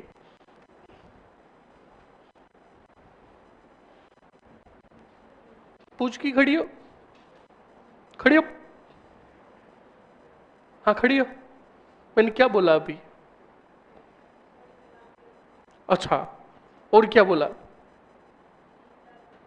तू क्या कर रही है? कोई मैंने तो कोई पॉइंट लिखा है ही नहीं। कौन सा पॉइंट? किसका नाम? ये पॉइंट मैंने इसलिए बोला कि 3-4 महीनों से आप गांव गए थे, तो मैंने उधर देखा और इसको कह रहा था ये पॉइंट तेरे लिए नहीं है, क्योंकि तू हर 10 दिन बाद गांव जाती है। जाके आ जा वापस एक बार, 10-15 दिन तो हो गए होंगे। ये देख लो, बैठ जाओ। तो स्टूडेंट, 3-4 महीने बाद आप गांव गए थे, तो बिल्कुल आप गांव गए, तो आपको पता गांव के अंदर आप फ्रेंड से मिलते हो, बड़ा अच्छा लगता है, सबसे मिलते हो, बड़ा अच्छा लगता है। पर अपने भाई और बहन से मिलते हैं ना, वो हमेशा याद रहता है। और असली प्रेम, लड़ाई हड़ाई उनके साथ ही है। जैसे आप यहाँ से गए, बिल्कुल घर पे गए, शाम तक पहुँचे, पापा से मिले, पापा ने पूछा पढ़ाई करे रो तो फिर रहे, तो हमने कहा नहीं, भाप सोगन पढ़ाई करता, पापा के सामने ही। तो बिल्कुल पापा कहते हैं वो तो मैं जानता हूँ तू मेरी औलाद है, ठीक है। मम्मी से मिलते, मम्मी को पढ़ाई से कोई लेना देना नहीं। मम्मी पहले हमारा शरीर देखकर कहती है कि देखो हमारे छोरों की तो थाक गो। पापा कहते वो बकरो है, थाक गो। पर मम्मी तो कहते हैं ना, माँ तो माँ होती है। शाम हुई, स्टूडेंट आपने पापा को कहा पापा, अंकल के मतलब अंकल जो हमारे हैं का अंकल के लड़का लड़की यानी हमारे भैया और सिस्टर आ गए क्या, पढ़ने गए हुए थे क्या, हाँ वो भी आ गए, तू आया उसके 1 घंटे पहले आ गया। तो अब शाम को आपने पापा को कहा पापा मैं अंकल के घर जाऊं, रात को लेट आऊंगा। पापा ने कहा ठीक है लेट आए पर आ जाना। ठीक है आप आ गए अंकल के घर पे। तो एक बात ध्यान रखना, हमें डर सिर्फ पापा से ही लगता है, अंकल से नहीं। अंकल तो जस्ट लाइक हमारे फ्रेंड है। अंकल के घर पर गए ना, अंकल को जाकर कहा भग दो, तो अंकल ने कहा आ गया यार तू। हमने कहा हाँ। तो तू पढ़ाई करता कि रोता फिरता, तो हमने कहा ऑप्शन टू। अंकल को खुल के बताता है। फिर अंकल को कहता है ये बातें छोड़ो, भैया कहाँ है, सिस्टर का, कि वो उनके रूम में बैठा है। हम सीधा जाते हैं वहां पे, हमारी सिस्टर बैठी रहती, भाई बैठा रहता, तो सिस्टर बैठी है, जाके थपेड़, और बिल्कुल प्यार से थपीड़ भी मारते और कहते हैं बांदरी कहीं की, पढ़ाई तो करती है नहीं। फिर वो वापस हमें ठोकती है, मारती है, और फिर प्यार से बातें भी होती है। फिर वहां पर घेरा बनाकर बैठता है, फिर बात चलती है। वो अंकल के लड़का लड़की भाई बहन हमें कहते हैं कि और तेरी पढ़ाई कैसी चलती, तो हम कहते हैं धुआंधार और खतरनाक। फिर हम उन्हें पूछते हैं। तो स्टूडेंट असली जो मैंने आपको बताया ना, प्रेम लड़ाई झगड़े भाई बहन के साथ ही होते हैं। और भाई बहन के साथ बैठकर जब गप्पे मारते हैं ना, टाइम कैसे निकलता है पता ही नहीं चलता। अब आपने गप्पे मारी, 12 बज गई, 12 बजी, आपने कहा अब तो घर जाना पड़ेगा। तो सिस्टर ने कहा, भैया ने कहा यार आधा घंटा और बैठना फिर चले जाना, काफी दिनों बाद मिले हैं। तो बिल्कुल आधे घंटे को टारगेट करके बैठे, साढ़ा 1.5 घंटा निकल गया। अब बज गई कितनी, 1:30, अब 1:30 बज गई। अब आपने कहा अब जाऊंगा, तो फिर उन्होंने कहा अब यहीं सो जा, के नहीं घर जाऊंगा मैं। पापा ने कहा था लेट आए तो आ जाना। अब आप रवाना हुए, जूही रूम के बाहर निकले, अंकल जी उठे हुए थे, पानी पीने आए। अंकल जी का कठे जा रही है, तो आपने अंकल जी को कहा कि अंकल मैं घर पे जा रहा हूँ। कनौप लेट बहुत ज्यादा हो गया, चुपचाप सो जाए। आपके नहीं अंकल जाना पड़ेगा। अंकल ने कहा थप्पड़ पड़ेगी, अभी चुपचाप जाके सो जा। तो अब आपने इमोशनली अत्याचार किया अंकल पर। अंकल को कहा देखो अंकल मैं वफादार आज्ञाकारी पुत्र हूं, मैंने पापा को कहा था कि मैं आऊंगा तो आऊंगा, वचन दे के आया हूं। तो अब अंकल ने बहुत मनाया पर हम नहीं माने, हमने जिद की कि नहीं जाऊंगा। अब बताओ बच कितनी रही है। और यही समझो कि जो हमारे घर है, अंकल का हमारा घर जो खेत में बने हुए, और दोनों घरों के बीच में थोड़ा डिफरेंस है, गैप है।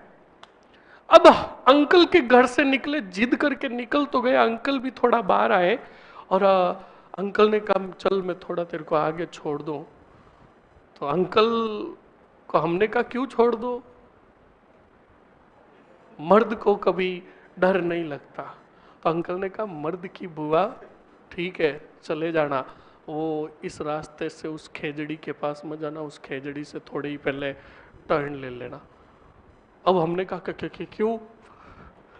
तो अंकल ने कहा उस खेजड़ी के नीचे रात को धिनक धिनक धिनता। अब अंकल भी ये कहकर घर में चले गए। हमने आज्ञाकारी और बढ़िया वीरता का परिचय भी दे दिया। अब जाकर वापस दरवाजा खटखटा नहीं सकते कि अंकल अब तो डर लागे, यहीं सोऊंगा। अब बताओ ज्यों ज्यों खेजड़ी की तरफ जाएंगे डर लगेगा कि नहीं लगेगा, जाहिर सी बात है लगेगा। वरना अंकल हमें ऐसी कोई बात ही नहीं बताते, बड़े आराम से घर आते कि नहीं आते। वैसे ही सुनो ये उदाहरण मैंने क्यों दिया। स्टूडेंट्स पुलिस अधीक्षक जो है ना, कितने सैनिकों को भेज रहा है, यूसुफ खां और गुल मोहम्मद। इन दोनों को इतना ही कहना था कि आप मानगढ़ पहाड़ी पर जाओ और देख कर आओ कि वहां क्या हो रहा है, सही है कि नहीं है। पुलिस अधीक्षक ने इन दोनों को कहा कि तुम जाओ मानगढ़ पहाड़ी, नंबर फर्स्ट पॉइंट देखना हजारों की संख्या में भील इकट्ठा हो रखे हैं क्या। सेकंड पॉइंट देखना क्या उन्होंने, उनके पास हथियार है क्या। थर्ड पॉइंट देखना क्या वो कोई युद्ध की फिराक में है क्या और कोई ऐसी योजना बना रहे क्या। अब बताओ, ये 3-4 बातें बताकर तो उनके माइंड में बातें पहले ही फिट कर दी, तो वो जाकर देखेंगे भी क्या? ये 4 बातें ही। वरना नॉर्मली बेचते तो वो नॉर्मली सभी चीजों को देखकर आकर बताते। अब वो गुल मोहम्मद यूसुफ खां आए मानगढ़ पहाड़ी की तरफ, तो देखा तो हजारों की संख्या में भील आ रहे हैं, जा रहे हैं। तो गुल मोहम्मद ने यूसुफ खां को कहा, देख यूसुफ, देख हजारों की संख्या में आ जा रहे हैं। कहा ऊपर चल के देखते। ऊपर गए मानगढ़ पहाड़ी पे। तो अब एक बात बताओ, वहां पर भील काफी मात्रा में थे, तो सभा निरंतर चलेगी, तो बताओ वहां खाना बनेगा कि नहीं बनेगा? तो खाना भी बना रहे थे भील। एक तरफ गुरु गोविंद गिरी बैठे, सभी गुरु भीलों को बिठाकर एक तरफ उपदेश दे रहे थे, कुछ खाना बना रहे थे, कुछ काम कर रहे थे। तो सभी भीलों ने क्या किया, अपने जो हथियार थे, तलवारें जो थी, बंदूकें जो थी, तीर बाण जो थे, उन्होंने एक तरफ रख दिए, एक जगह इकट्ठा करके। अब वो पुलिस सैनिक जो 2 थे, गुल मोहम्मद यूसुफ खां ऊपर आए। एक तरफ देखा तो बंदूकों और तीर बाणों का जमावड़ा पड़ा। तो गुल मोहम्मद ने यूसुफ को कहा, देख यूसुफ, हथियारों का संग्रहण, उधर देख। गुरु गोविंद गिरी जी बैठे थे, कैदाक युद्ध की ट्रेनिंग चल रही है, योजना बन रही कि करना क्या है। तीसरी तरफ देखा तो कहा, उधर देख, डारा ही डारा भंडारा। यहां पर 100% युद्ध की ही फिराक में है। यूसुफ खान ने वहां पर एक भील भगत को बुलाया, कहा, ए इधर आ। तो वो भील आया दौड़ता हुआ, बेचारा पानी की बाल्टी लेकर जा रहा था, उसको बुलाया, इधर आया। वो आपके लक्षणों का था भील भगत। वो बेटा यूसुफ खां के मजे लेगा। कैसे? सुनो। अब भील भगत को यूसुफ खान ने कहा कि हमें पता है तुम यहां पर क्या कर रहे हो। तो भील भगत ने मजे मजे में कहा, क्या पता है? तो कहा, हमें पता है कि तुम गुरु गोविंद गिरी के नेतृत्व में भीलों की सेना बना रहे हो। तो उस भील ने कहा, क्या बात है, तुम्हें किसने बताया? तुम्हें सच में पता है? तो कहा, हमें यह भी पता है कि ये युद्ध तुमने क्यों ये हथियार तुमने क्यों इकट्ठा किए हैं। तो कहा, क्यों इकट्ठा किए? कहा कि तुम सूत जागीर और डूंगरपुर रियासत पर क्या करोगे अधिकार। भील भगत ने कहा, यह भी पता है। तब उस यूसुफ ने कहा कि मैं पुलिस अधीक्षक यानी पुलिस सेना, सूत जागीर का जागीरदार और डूंगरपुर रियासत के राजा तुम्हें छोड़ेंगे नहीं। यह बात कहते ही तो भील भगत की आता माटी सटकली। वो गया, बंदूक लेकर आया और यूसुफ खां को, गुल मोहम्मद था, गुल मोहम्मद को वहीं पर उड़ा दिया। गुल मोहम्मद को मौत के घाट उतार दिया। अब गुल मोहम्मद को मारा, तब पास में खड़ा था कौन? यूसुफ खां। यूसुफ खां ने हाथ जोड़ दिए भील को। पहले ही कहा, मैं तो खुद गुरु गोविंद गिरी जी का भगत हूं, कोई काम हो, लसन असण छोड़ना हो, पानी आनी लाना हो तो मुझे बता दो, मुझे मत मारो। तब कहा, भाग जा। तो बताओ, वहां से ऊबी पहाड़ी भागता भागता आया कौन? कहाँ आया? Police station. पुलिस स्टेशन भागता भागता आया तो वहां पर जागीरदार के कर्मचारी और डूंगरपुर रियासत के कर्मचारी जो बैठे थे, उन कर्मचारियों ने पुलिस अधीक्षक को कहा, 2 गए थे, एक ही कैसे आया? तो पुलिस अधीक्षक ने कहा, यूसुफ वो गुल मोहम्मद कहाँ है? तो यूसुफ खान ने कहा कि देखो, गुल मोहम्मद गुलनशील पदार्थ था, उसको घोल दिया और उसके गुलगुले निकाल दिए, मतलब उसको मौत के घाट निकाल दिया। क्या बात कर रहे हो? उनकी अगली योजना क्या है? ये सूद के जागीरदार और कर्मचारी, उनका का टेंशन, मतलब अगला नंबर आपका ही है। तो डूंगरपुर रियासत ने कहा, क्या बात कर रहे हो? तो कहा, हाँ टेंशन मत लो तुम भी, इनके नंबर के बाद अगला नंबर तुम्हारा। मतलब कहा कि मैं वहां पर जो देख कर आया हूं, उससे तो यही लगता है कि वो युद्ध के ही फिराक में है। अब स्टूडेंट सूत और डूंगरपुर रियासत के होश उड़ गए, क्योंकि भीलों की बहुत बड़ी सेना संगठित यानी व्यक्ति इकट्ठा हो रहे थे, दिन ब दिन संख्या बढ़ती ही जा रही थी। तब डूंगरपुर रियासत ने पत्र लिखा राजपुताना रेजिडेंसी को, और राजपूताना रेजिडेंसी से सहायता मांगी कि गुरु गोविंद गिरी मानगढ़ पहाड़ी पर भीलों की सेना संगठित कर रहा है, जो हम रियासत के लिए भी खतरा, आने वाले समय में अंग्रेजों के लिए भी क्या है, खतरा है। तब राजपूताना रेजिडेंसी से मेजर सट्टन को भेजा गया। किसको? कितनी बटालियन देखकर? 4, जिसमें एक थी वेलेजली बटालियन, एक राजपूत बटालियन, एक जाट रेजिमेंट और एक मेवाड़ भील कोर। कौन सी कोर? तो देखो मास्टरमाइंड कितने थे अंग्रेज के, अपनों के विरुद्ध अपनों को ही बेचा। ये चारों बटालियंस लेकर मेजर सट्टन आया कौन सी पहाड़ी पर, और मानगढ़ पहाड़ी को चारों तरफ से घेरा, और घेर कर सबसे पहले सैनिकों को कहा ये भील जो आ जा रहे हैं इनके रास्ते अवरोध करो, इनका आना जाना रोको। आना जाना रोक दिया तो भी सभा ऊपर निरंतर चल रही थी, क्योंकि खाद्य सामग्री इकट्ठा कर ली थी इन्होंने। फिर मेजर सट्टन बिल्कुल खुद ऊपर गया गुरु गोविंद गिरी जी से मिलने। मेजर सट्टन गुरु गोविंद गिरी से मिला, तब गुरु गोविंद गिरी ने सीधी बात कही। किसको बताओ? मेजर सट्टन को। तो मेजर सट्टन ने पहले कहा कि गुरुजी आप एक काम करो, इस सभा को क्या कर दो, समाप्त, क्योंकि लोगों में अफवाह फैल रही है कि आप सेना संगठित कर रहे हो और सूत और डूंगरपुर पर और ईडर पर अधिकार करोगे। तब गुरु गोविंद गिरी ने कहा सट्टन साहब देख लो यहाँ पर क्या चल रही है, सभा चल रही है। तो कहा आपके कुछ भीलों ने आक्रमण भी किए सूत जागीर पर। तो कहा आक्रमण इसलिए किए क्योंकि उन्हें मतलब वो क्या बोलते हैं ना, जबरदस्ती भक्तों को शराब पिलाई गई, उनको मांस खिलाने के लिए मजबूर किया गया, तब उन्होंने आक्रमण किया। वरना हमारा उद्देश्य एक ही है कि जब तक हमारे भीलों की मांगे स्वीकार नहीं होगी हम ये सभा समाप्त करने वाले नहीं है। तो क्या कैसी मांगे? तब 33 मांगे। कितनी मांगे लिख कर दी किसने? गुरु गोविंद गिरी ने मेजर सट्टन को। मेजर सट्टन ने कहा मैं आश्वासन देता हूं कि आपकी मांगे क्या कर ली जाएगी, स्वीकार। तब गुरु गोविंद गिरी ने कहा आश्वासन हमें 1903 से मिल रहा है। कब से? और अब 1913 चल रहा है। जिस दिन मांगे स्वीकार होगी हम सभा समाप्त कर देंगे। नहीं माने कौन? गुरु गोविंद गिरी। यहाँ पे सुरजी भगत और प्रमुख सहयोगी सुरजी भगत और प्रमुख शिष्य पुंजिया धीर जी ने कहा भी था कि हम सभा क्या कर दे, समाप्त कर दे, पर गुरु गोविंद गिरी नहीं माने। तब मेजर सट्टन चारों रेजिमेंटों को लेकर ऊपर आया। तारीख थी 17 नवंबर 1913। कितनी तारीख थी? दोनों चारों तरफ से पहाड़ी को घेरकर अंधाधुंध क्या चलाई गई? गोलियां चलाई गई। और इस घटना में 1500 से अधिक भील मारे गए। कितने? 1500 से अधिक भील मारे गए। और इसे कहा गया दूसरा जलियांवाला बाग हत्याकांड।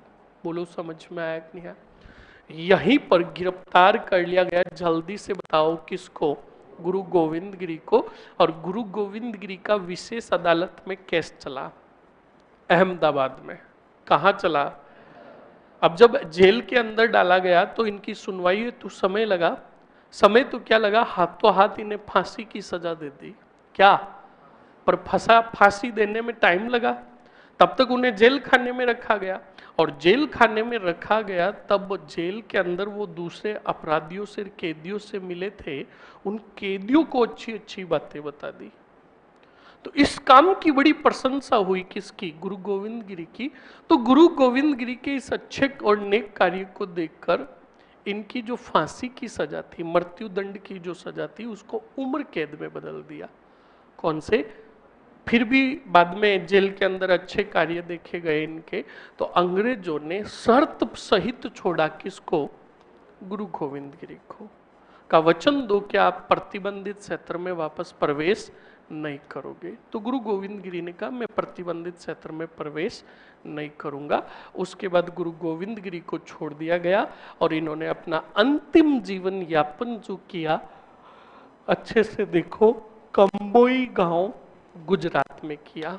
कहाँ किया? और वही कंबोई गांव में रहते हुए उनकी क्या हुई? मृत्यु। यहां पर पूरा व्यक्तित्व हो गया कंप्लीट किसका? गुरु गोविंद गिरी का। अब देखो मैंने तो पूरा समझाया है, अब इसके पॉइंट बताता हूं, 5 से 7 पॉइंट में पूरा भगत आंदोलन कंप्लीट। नंबर फर्स्ट, आंदोलन का नाम बताओ, बोलो। ठीक है। दूसरा पॉइंट, नेतृत्व करता। ठीक है। इनके गुरु कौन थे? ये प्रभावित किससे हुए? स्वामी दयानंद सरस्वती। प्रभावित होकर 1883 में स्थापना की संप सभा की। किसकी? उसके बाद सीधा संप सभा का प्रथम अधिवेशन 1905 कब हुआ? उसके बाद सीधा कहो, मेवाड़ रियासत ने भीलों पर कुछ प्रतिबंध लगाए और इन्हीं प्रतिबंधों के विरोध में गुरु गोविंद गिरी ने भील भक्तों के नेतृत्व में भगत आंदोलन चलाया। 2 बार प्रतिबंध लगा। किस पर? गुरु गोविंद गिरी पर। और गुरु गोविंद गिरी कहाँ चले गए? गुजरात। गुजरात से वापस प्रतिबंधित क्षेत्र में मानगढ़ आए और मानगढ़ आकर उन्होंने भीलों को अधिक से अधिक मात्रा में मानगढ़ पहाड़ी पर बुलाया। तब सूत पुलिस स्टेशन से कितने सैनिक भेजे गए? गुल मोहम्मद और यूसुफ खां। गुल मोहम्मद को मौत के घाट उतार दिया। फिर आप सीधा लिखोगे, राजपुताना रेजिडेंसी ने मेजर सट्टन के नेतृत्व में सेना भेजी और 17 नवंबर 1913 को इस घटना को अंजाम दिया, जिसमें 1500 से अधिक भील मारे गए। गुरु गोविंद गिरी को पकड़कर अहमदाबाद की जेल में विशेष अदालत में इनका केस चला और बाद में इन्हें शर्त सहित रिहा कर दिया गया और इन्होंने अपने जीवन का अंतिम समय जो बिताया वो कंबोई गांव गुजरात में। बस ये पूरा हो गया। समझ में आया कि नहीं? पहले विस्तृत रूप से पूरी कहानी जान लो और पूरी कहानी जानने के बाद मेन पॉइंटों को उठा लो। समझ में आया ना? लिखो जल्दी से, लिखो जल्दी से।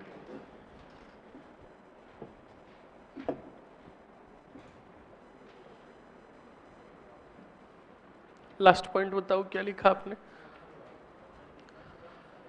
संप सभा की स्थापना लिख ली। कब की गई? 1800। प्रथम अधिवेशन बुला दिया आपने, तो लिखो इसका प्रथम अधिवेशन, इसका प्रथम अधिवेशन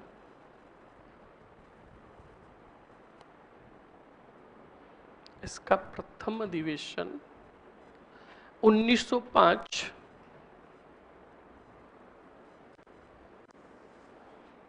ऑब्लिक करके 1903 ऑब्लिक करके 1903। ये क्या लफड़ा है बिल्कुल बताऊंगा। लिख लिया? 1903 मानगढ़ में बुलाया गया। मानगढ़ पहाड़ी पर बुलाया गया, लिख लो। मानगढ़ पहाड़ी पर बुलाया गया।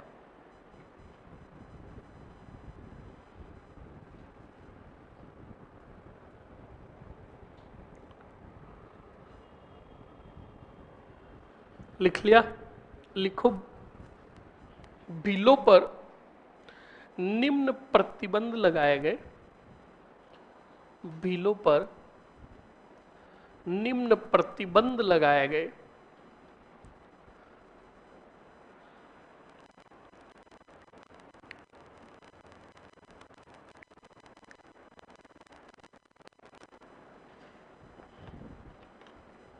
लिख लिया? नंबर फर्स्ट लिखो, जंगली वस्तुओं व उत्पादों को, जंगली वस्तुओं व उत्पादों को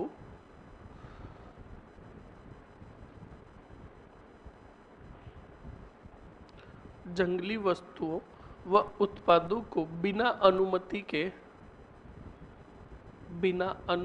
के प्राप्त करने पर प्रतिबंध।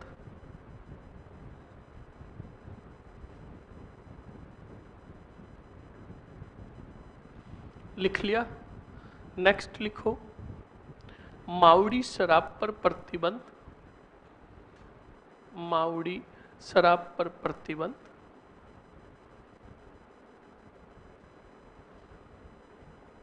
नेक्स्ट लिखो,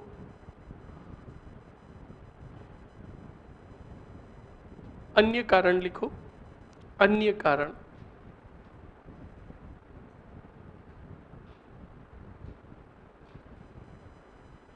अन्य कारण में लिखो स्टूडेंट, अधिक भू राजस्व की वसूली,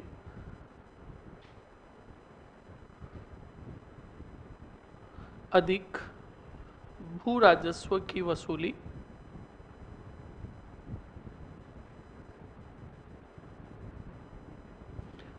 अधिक भू राजस्व की वसूली, लिख लिया।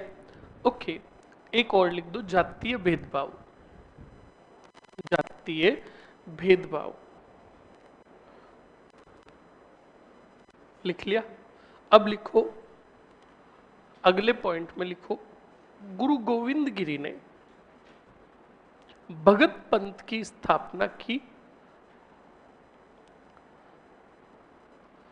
भगत पंथ की स्थापना की तथा भगत आंदोलन चलाया,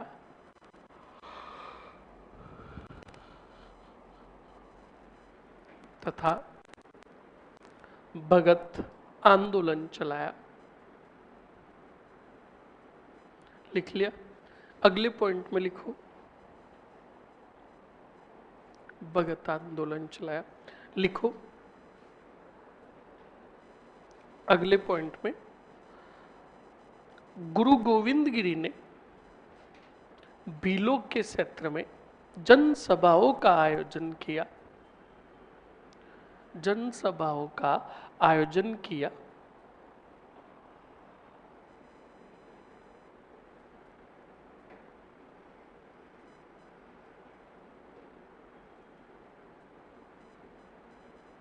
भीलों के क्षेत्र में जनसभाओं का आयोजन किया,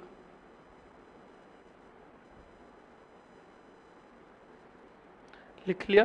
तथा बताओ गांवों में किन की नियुक्ति की, कोतवालों की, तथा गांव-गांव में, गांव-गांव में कोतवाल की नियुक्ति की,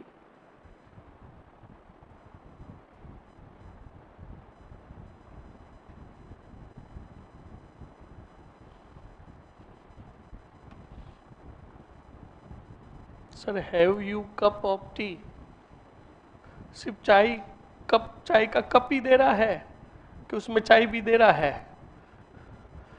हिंदी में ही बोल देता, बाढ़ देता कि गीट हो गई। बेटे इंग्लिश गजब भाई साहब।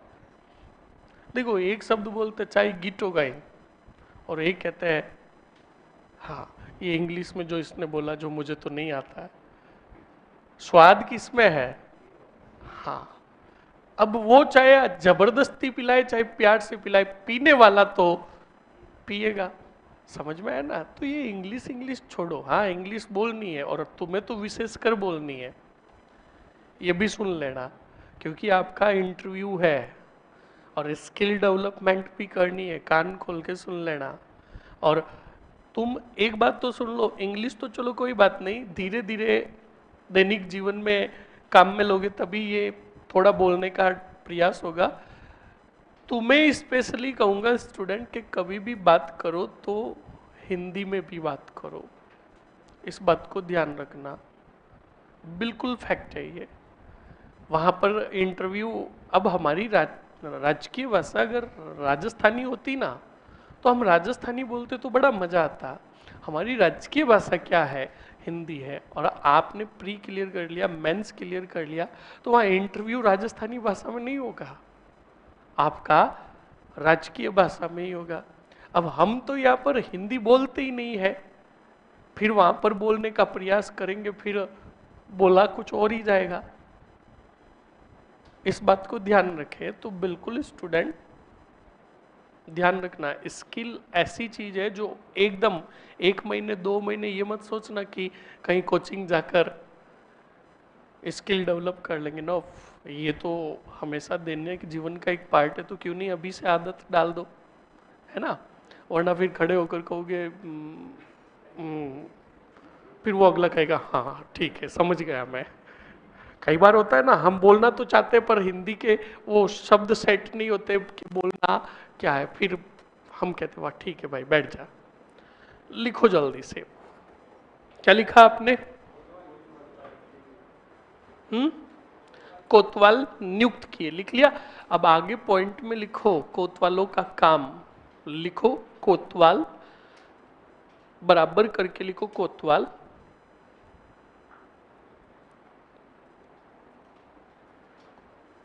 लिखो कोतवाल के आगे, यह भीलों के आपसी विवादों का निपटारा करता था।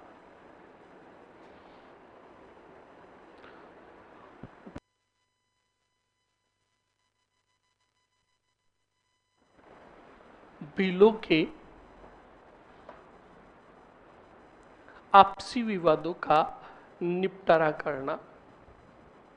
लिख लिया? लिख लिया।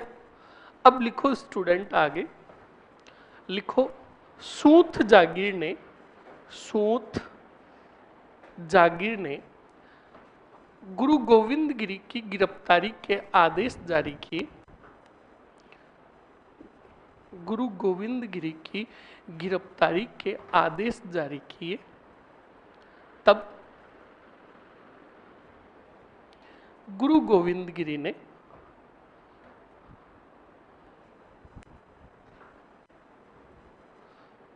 सर बाउक ने मंडोर शिलालेख कब उत्कीर्ण करवाया? अच्छा, अब आंदोलनों में शिलालेख, मंडोर शिलालेख है तो ध्यान रखना 837 ईस्वी में, और घटियाला शिलालेख पूछे तो 861 ईस्वी में। किसने? ककुक ने बताया था। लिखो जल्दी से, आगे क्या लिखा आपने? कि तब गुरु गोविंद गिरी ने गुजरात के उकरेली गांव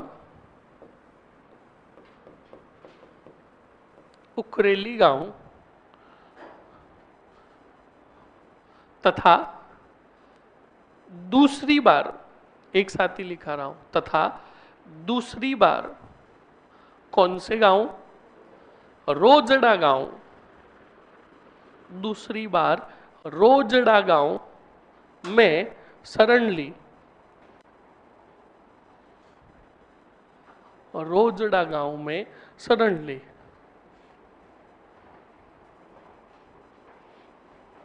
लिख लिया? आगे लिखो। और ये दोनों गांव कहाँ है? गुजरात में। अब लिखो अगले पॉइंट में सीधा स्टार और नोट लगाकर 1913 ईस्वी में, 1913 ईस्वी में गुरु गोविंद गिरी ने, गुरु गोविंद गिरी ने गुरु गोविंद गिरी ने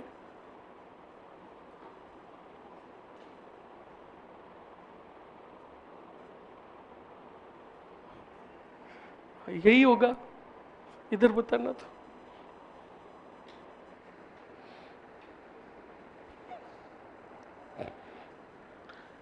ये फोटो देख रहे हो? हाँ दिख रही है ना? इधर जज बैठा है और इधर किसी को सजा सुनाते हुए। और क्या मामला है? 20 साल बाद मिले बॉयफ्रेंड और गर्लफ्रेंड, लड़की बनी जज और लड़का बना क्रिमिनल।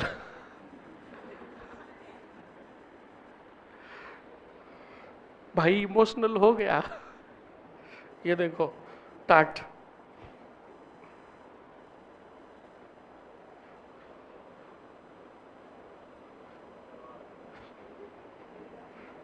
तू ऐसी चीजें देखता है? हमारी किस्मत इतने अच्छे नहीं है। हाँ ऐसा ही होता है स्टूडेंट। तभी तो स्टूडेंट्स देखो, कान खोल के सुन लेना, कभी भी जीवन में ऐसा दौर आ भी जाए तो उस दौर से वापस उभरो। कैसे? एक से मन उठ गया है तो हमारे जीवन में सिर्फ एक की ही रिस्पॉन्सिबिलिटी नहीं है। उस रिस्पॉन्सिबिलिटी जिससे मन उठ गया उससे प्योरली टाई अप हो जाओ और दूसरों की रिस्पॉन्सिबिलिटी पूरी करो। आप किसी के भाई भी हो, आप किसी के और भी कुछ हो, बिल्कुल सही, आप किसी के बेटे हो, उनके भी तो सपने पूरे करने हैं ना। फैक्ट है कि नहीं है? आप जिसके कुछ थे उसने ठुकरा दिया तो उससे टाई अप हो जाओ और अपनी लाइफ के जो दूसरे पहलू है उन पर अपना अच्छा खासा ध्यान दो। समझ में आया कि नहीं आया? छोरे क्या करते हैं, हद से भी ज्यादा आगे चले जाते हैं और फिर बस एक ही काम जो अभी दिखाई दिया, भाई ऐसे कर रहा है और सामने कौन बैठा है, जज साहब, क्योंकि उन्होंने इतना महत्व नहीं दिया है, क्योंकि औरों के प्रति भी तो रिस्पॉन्सिबिलिटी है। आज थोड़ा ज्ञान तुम्हें ज्यादा दूंगा, रीजन क्योंकि आज किशोर सर के घर का उद्घाटन था, तो दे धमाधम टेक के आया हूं आज। हाँ, गुबाड़, जामुन, काजू कतली, 3-4 अच्छी अच्छी सब्जियां थी, मजा आ गया। और ले जाने वाले मेरे गुरुजी सोनी सर, बढ़िया टाटा हैरियर में गए। हमने कहा तुम ड्राइविंग करो, हम तो मेरे कुलदीप सर और महिपाल सर और पीछे आराम से बैठे थे, पाचन कर रहे थे, है ना? तो आज थोड़ा ज्ञान तुम्हें अच्छा मिलेगा। लिखो जल्दी से, क्या लिखा आपने? 1913 में गुरु गोविंद गिरी भक्तों सहित प्रतिबंधित क्षेत्र में वापस आए।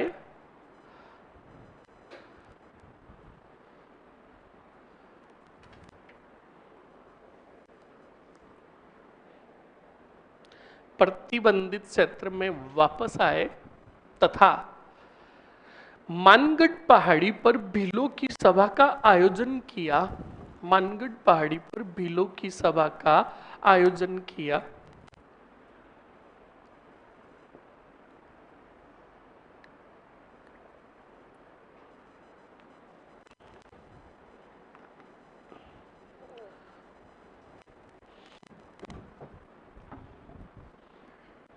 लिख लिया? लिख लिया?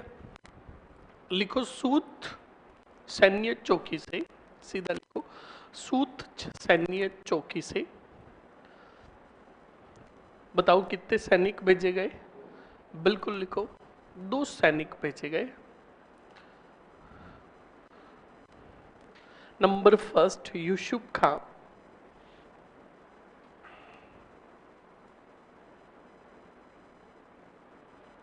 और सेकंड कौन था?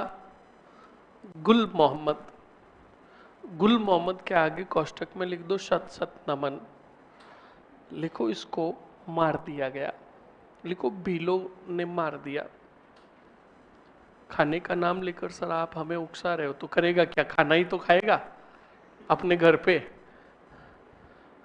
गुल मोहम्मद के आगे लिखो मार दिया गया। लिख दिया? अब लिखो राजपुताना रेजिडेंसी से, राजपुताना रेजिडेंसी से मेजर सट्टन, राजपुताना रेजिडेंसी से मेजर सट्टन, राजपुताना रेजिडेंसी से मेजर सट्टन के नेतृत्व में,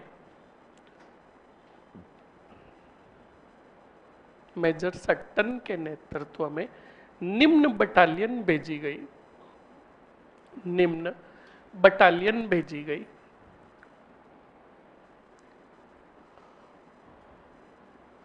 निम्न बटालियन भेजी गई।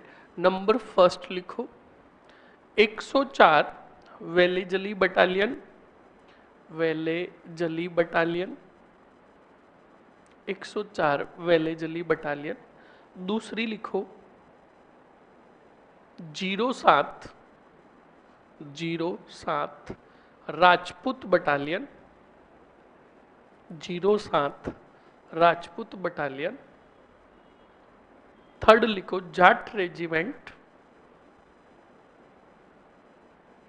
जाट रेजिमेंट। और चौथी लिखो मेवाड़ भील कोर, मेवाड़ भील कोर।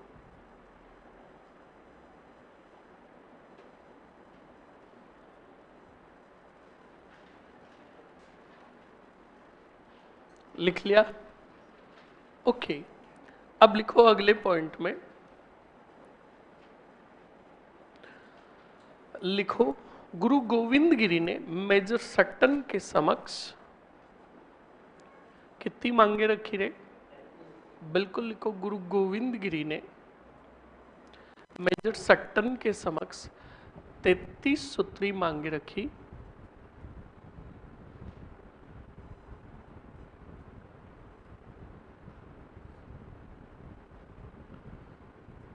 30 सूत्री मांगे रखी।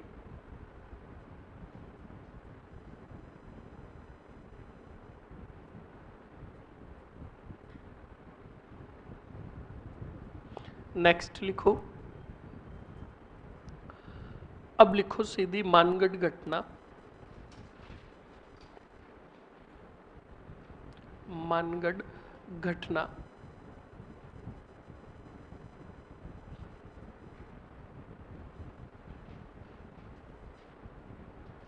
मानगढ़ घटना। मानगढ़ घटना से फर्स्ट एरो निकाल कर लिखो। फर्स्ट एरो निकाल कर लिखो तारीख।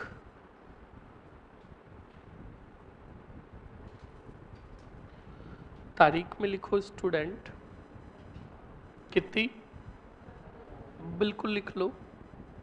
तारीख में 17 नवंबर 1913। बताओ गोलियां चलाने का आदेश किसने जारी किया? बिल्कुल लिखो, गोलियां चलाने का आदेश मेजर सक्सेना ने जारी किया।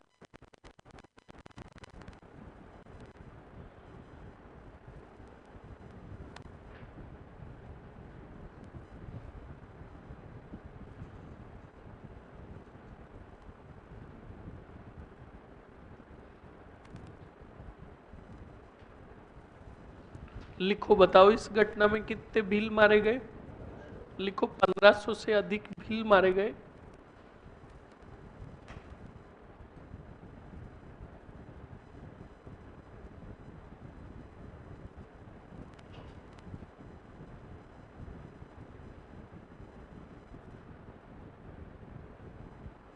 लिख लिया। अब बताओ स्टूडेंट, यहां से गुरु गोविंद गिरी को गिरफ्तार करके कहा अहमदाबाद जेल में कैद किया गया? सीधा लिखो, गुरु गोविंद गिरी को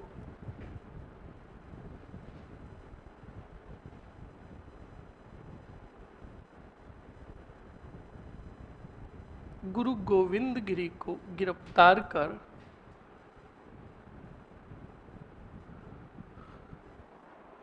बुलाओ, अंदर बुलाओ। क्या पक्का? उसको हाथ जोड़ने चाहिए थे, हाथ जोड़ने चाहिए तुझे। बोल दिया, बहुत बढ़िया किया। लिखो जल्दी से आगे। गुरु गोविंद गिरी को गिरफ्तार कर अहमदाबाद जेल में कैद किया गया तथा बाद में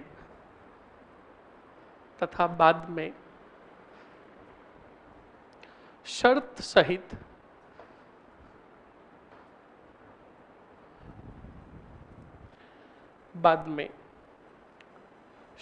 सहित रिहा किया गया। बताओ इन्होंने शेष जीवन कौन से गांव में बिताया? कंबोई गांव में। लिखो, इन्होंने शेष जीवन कंबोई गांव में व्यतीत किया।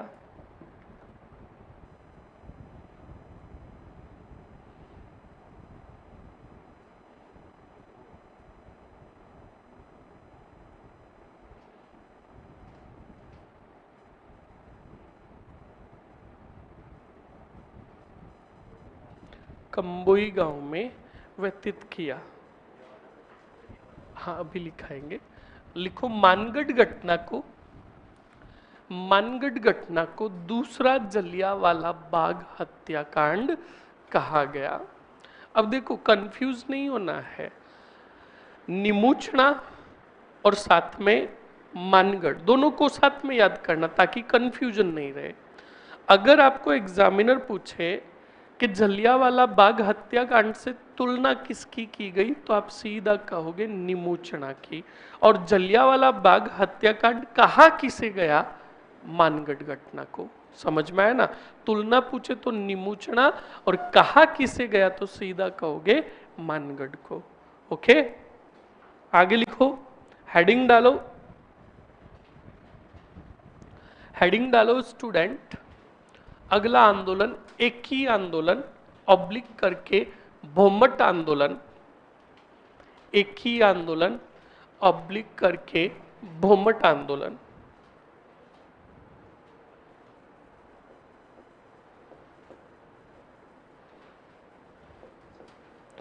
एक ही आंदोलन ऑब्लिक करके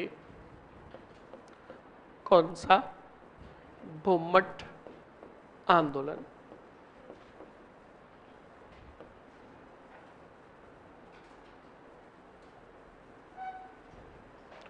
अब देखो और समझो, बाद में लिख लेना। अब समझ लो पहले अच्छे से एक ही आंदोलन, भूमट आंदोलन के बारे में।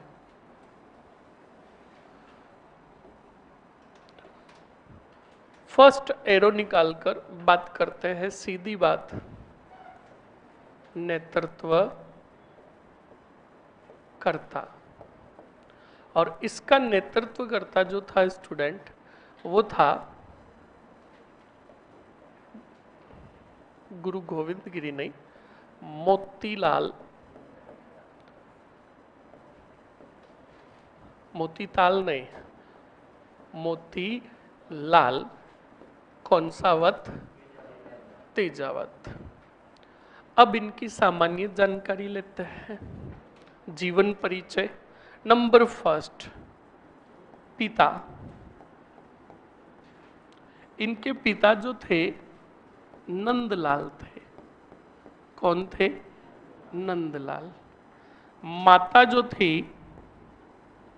वो थी केसरबाई। कौन सी बाई? केसरबाई। इनका जन्म जो हुआ था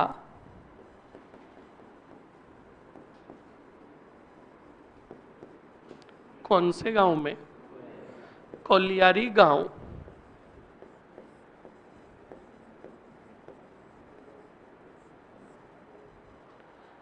कोलियारी गांव हमने और कहीं पढ़ा था। हाँ, जिसको याद है वो हाथ खड़ा करो। क्या बात है, तुझे याद है? पर नहीं पूछूंगा। जो याद है वो कभी नहीं पूछूंगा, जो याद नहीं है वो तुझे पूछूंगा। याद है? खड़ा हो, बता। क्या है? बहुत बढ़िया, बैठो। हल्दी घाटी युद्ध में महाराणा प्रताप के सैनिक जो घायल हुए थे स्टूडेंट, उन्हीं घायल सैनिकों का कौन से गांव में इलाज हुआ बताओ? कोलियारी गांव में। याद है आपको? और मैंने उस टाइम भी कहा था कि इस कोलियारी से अभी हाय हेलो कर लेना, इसको हम वापस पढ़ेंगे मोतीलाल तेजावत के समय। तो ये इनका जन्म कोलियारी गांव में हुआ था। इनकी एकमात्र क्या, एक ही तो पत्नी होती है। इनकी एक पत्नी थी जिसका नाम था, नाम क्या था? केसरबाई तो इनके माता जी का नाम था। इनकी पत्नी का नाम था लहरबाई। कौन सी बाई? और इस लहरबाई याद नहीं हो तो हमारे राजस्थानी भाषा का एक सॉन्ग है, सारा रारा उड़े रे सतरंगी थारो। अब सतरंगी थारो ले रही हो गीत गा रहे हैं तो ये माता जी के लिए थोड़ी गाएंगे, ये लुगाई के लिए ही गाएंगे कि भाई सतरंगी लहरिया तेरा उड़ रहा है।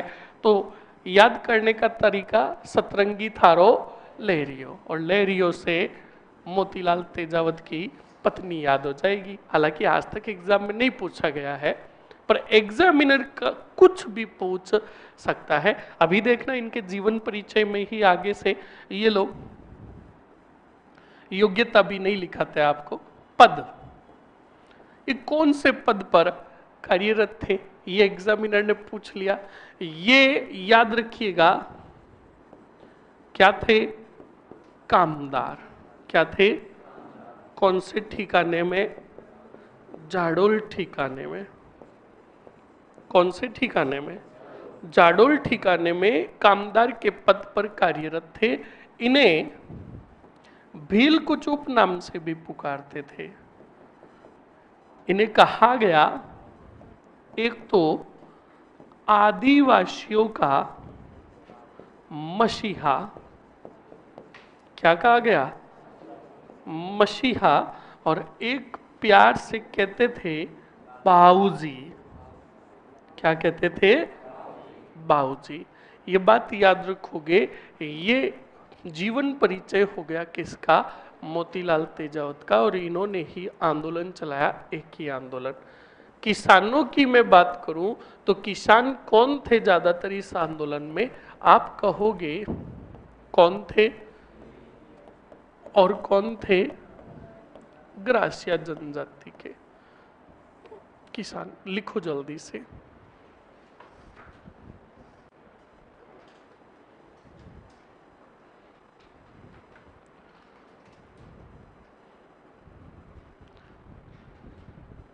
जल्दी से लिख लो।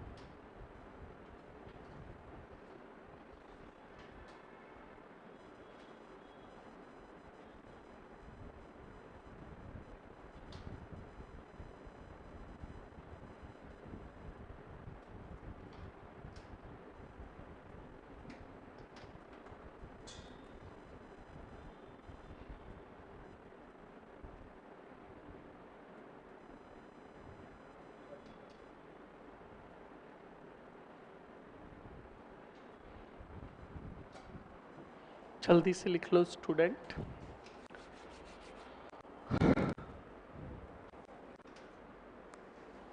लिख लिया?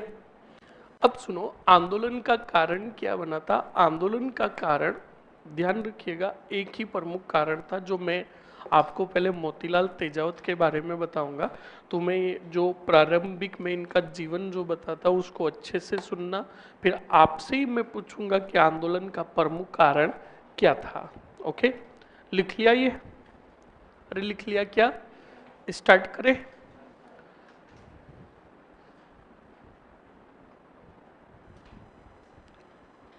Sir Motilal Tejawat father's name was Lalchand और नंदलाल। अरे लालचंद नहीं, नंदलाल ही था। नंदलाल जी ओसवाल थे, ठीक है। और तेजावत ऐसे नहीं कि ये ओसवाल ये तेजावत, तेजावत इनको उपमा के रूप में कहा गया, ध्यान रखें।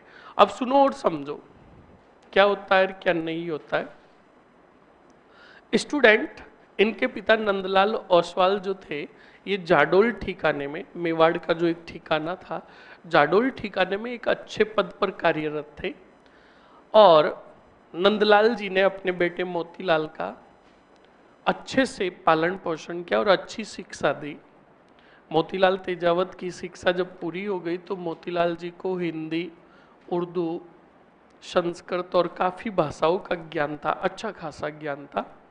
तो नंदलाल ओसवाल ने जाडोल के ठिकाने के ठाकुर को कहा कि मेरा छोरा अच्छा पढ़ा लिखा है, अगर आपके दरबार में ठिकाने में कोई उसके योग्य कार्य हो तो आप दे दीजिए। तो बिल्कुल ठाकुर ने कहा लाओ अपने पुत्र को। तो उनकी योग्यता देखकर उन्हें कामदार का काम दिया गया। जस्ट लाइक आज की एसआई और सीआई पोस्ट जो होती, इतनी बड़ी पोस्ट मिली। उनकी देख रेख में काफी काम हुआ करते थे। तो सुनो और समझो क्या हुआ और क्या नहीं हुआ। तो स्टूडेंट अब देखो और समझो, यहां पर दो बातें क्लियर होती। एक तो मोतीलाल जी का जो बचपन भी था और इनका जो शिक्षा का काम हुआ एक अच्छे परिवार में हुआ। दूसरा पॉइंट, इतने बड़े व्यक्ति थे, कामदार की पोस्ट पर कार्यरत थे, तो फिर आंदोलन क्यों किया? आंदोलन करने की वजह क्या बनी? कुछ न कुछ ऐसी बातें हुई होगी तभी इन्होंने आंदोलन करना तय किया। तो सुनो और समझो क्या हुआ। जाडोल ठिकाना जो था मेवाड़ रियासत का था और मेवाड़ के राजा थे फतेह सिंह। कौन थे? फतेह सिंह ने आदेश जारी किया कि हम स्वयं ठिकानों का निरीक्षण करने आ रहे हैं। यह आदेश जारी किया तो आपको पता राणा आ रहा था, तो ठिकाने जितने कितने भी थे, जिन ठिकानों में उनको जाना था, तो उन ठिकाने में राणा के रुकने के लिए अच्छी और उत्तम व्यवस्था की जाएगी कि नहीं की जाएगी?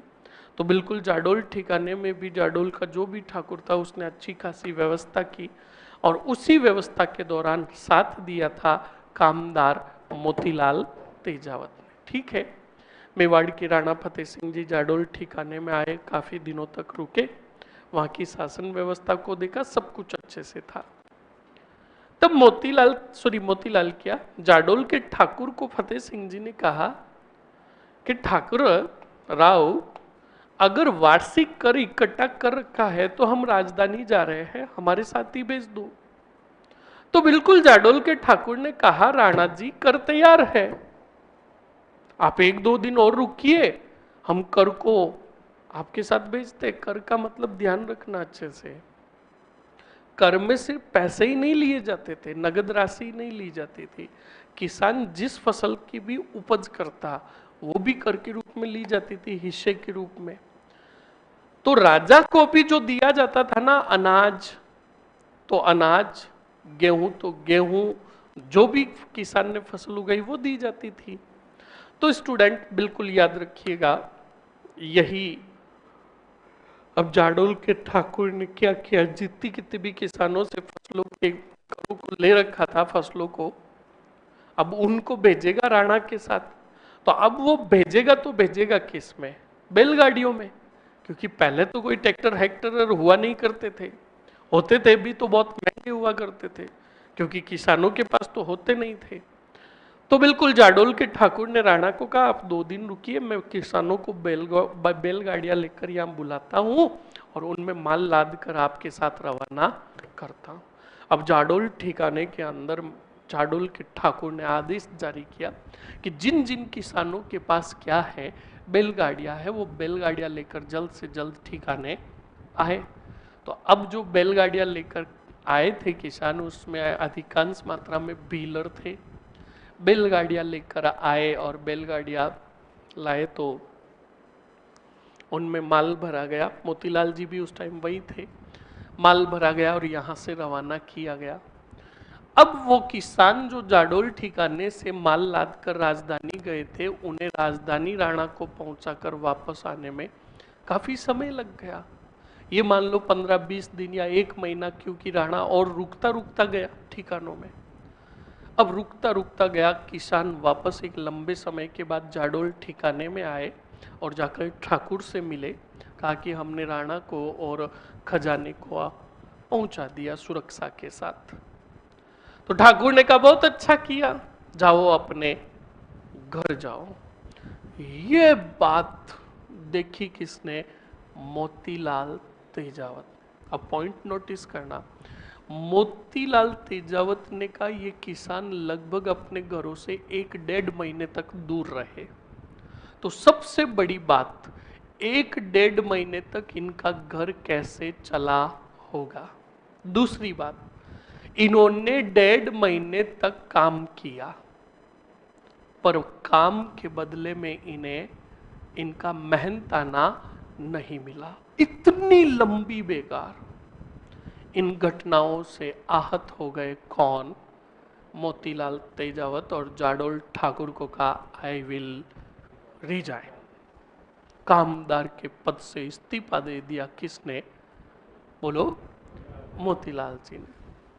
आ गए घर पर कोलियारी गांव में और क्या कर रहे थे? सो रहे थे। सुबह 8 बजे उठे ही नहीं, 9 बजे उठे ही नहीं। तब नंदलाल जी ने कहा, मोती, ए मोती उठ रे। हाँ बिल्कुल पापा जी, हमें भी तो उठाते हैं ना छुट्टी के दिन भाई। कहा, मोती, ए मोती उठ रे भाई, 9 बजने को आई है, ड्यूटी पर जाना नहीं। अब ड्यूटी कौन सी ड्यूटी?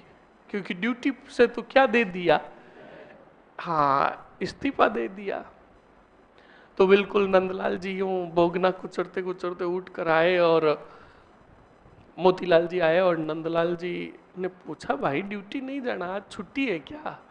तो कहा छुट्टी तो नहीं है, पर मैंने इस्तीफा दे दिया। नंदलाल जी पहले तो लठ लेकर पीछे भागे मोतीलाल जी के, और फिर मोतीलाल जी को कहा, देख तू शादीशुदा आदमी है, अकेला होता तो मैं तुझे कुछ भी नहीं कहता, पर घर तेरा भी तो चलाना है तुझे, काम तो तुझे कुछ ना कुछ करना ही पड़ेगा। तो मोतीलाल जी ने कहा, मैं पढ़ा लिखा हूं, कोई भी काम कर लूंगा, पर कामदार का काम नहीं करूंगा। ठीक है, मोतीलाल जी काम संभाल रहे थे, एक साहूकार के पास गए, बनिए के पास गए, और साहूकार उस बनिए को जाकर कहा कि आपका बहुत बड़ा व्यापार है। हाँ बिल्कुल, कोई बात नहीं, चलेगा।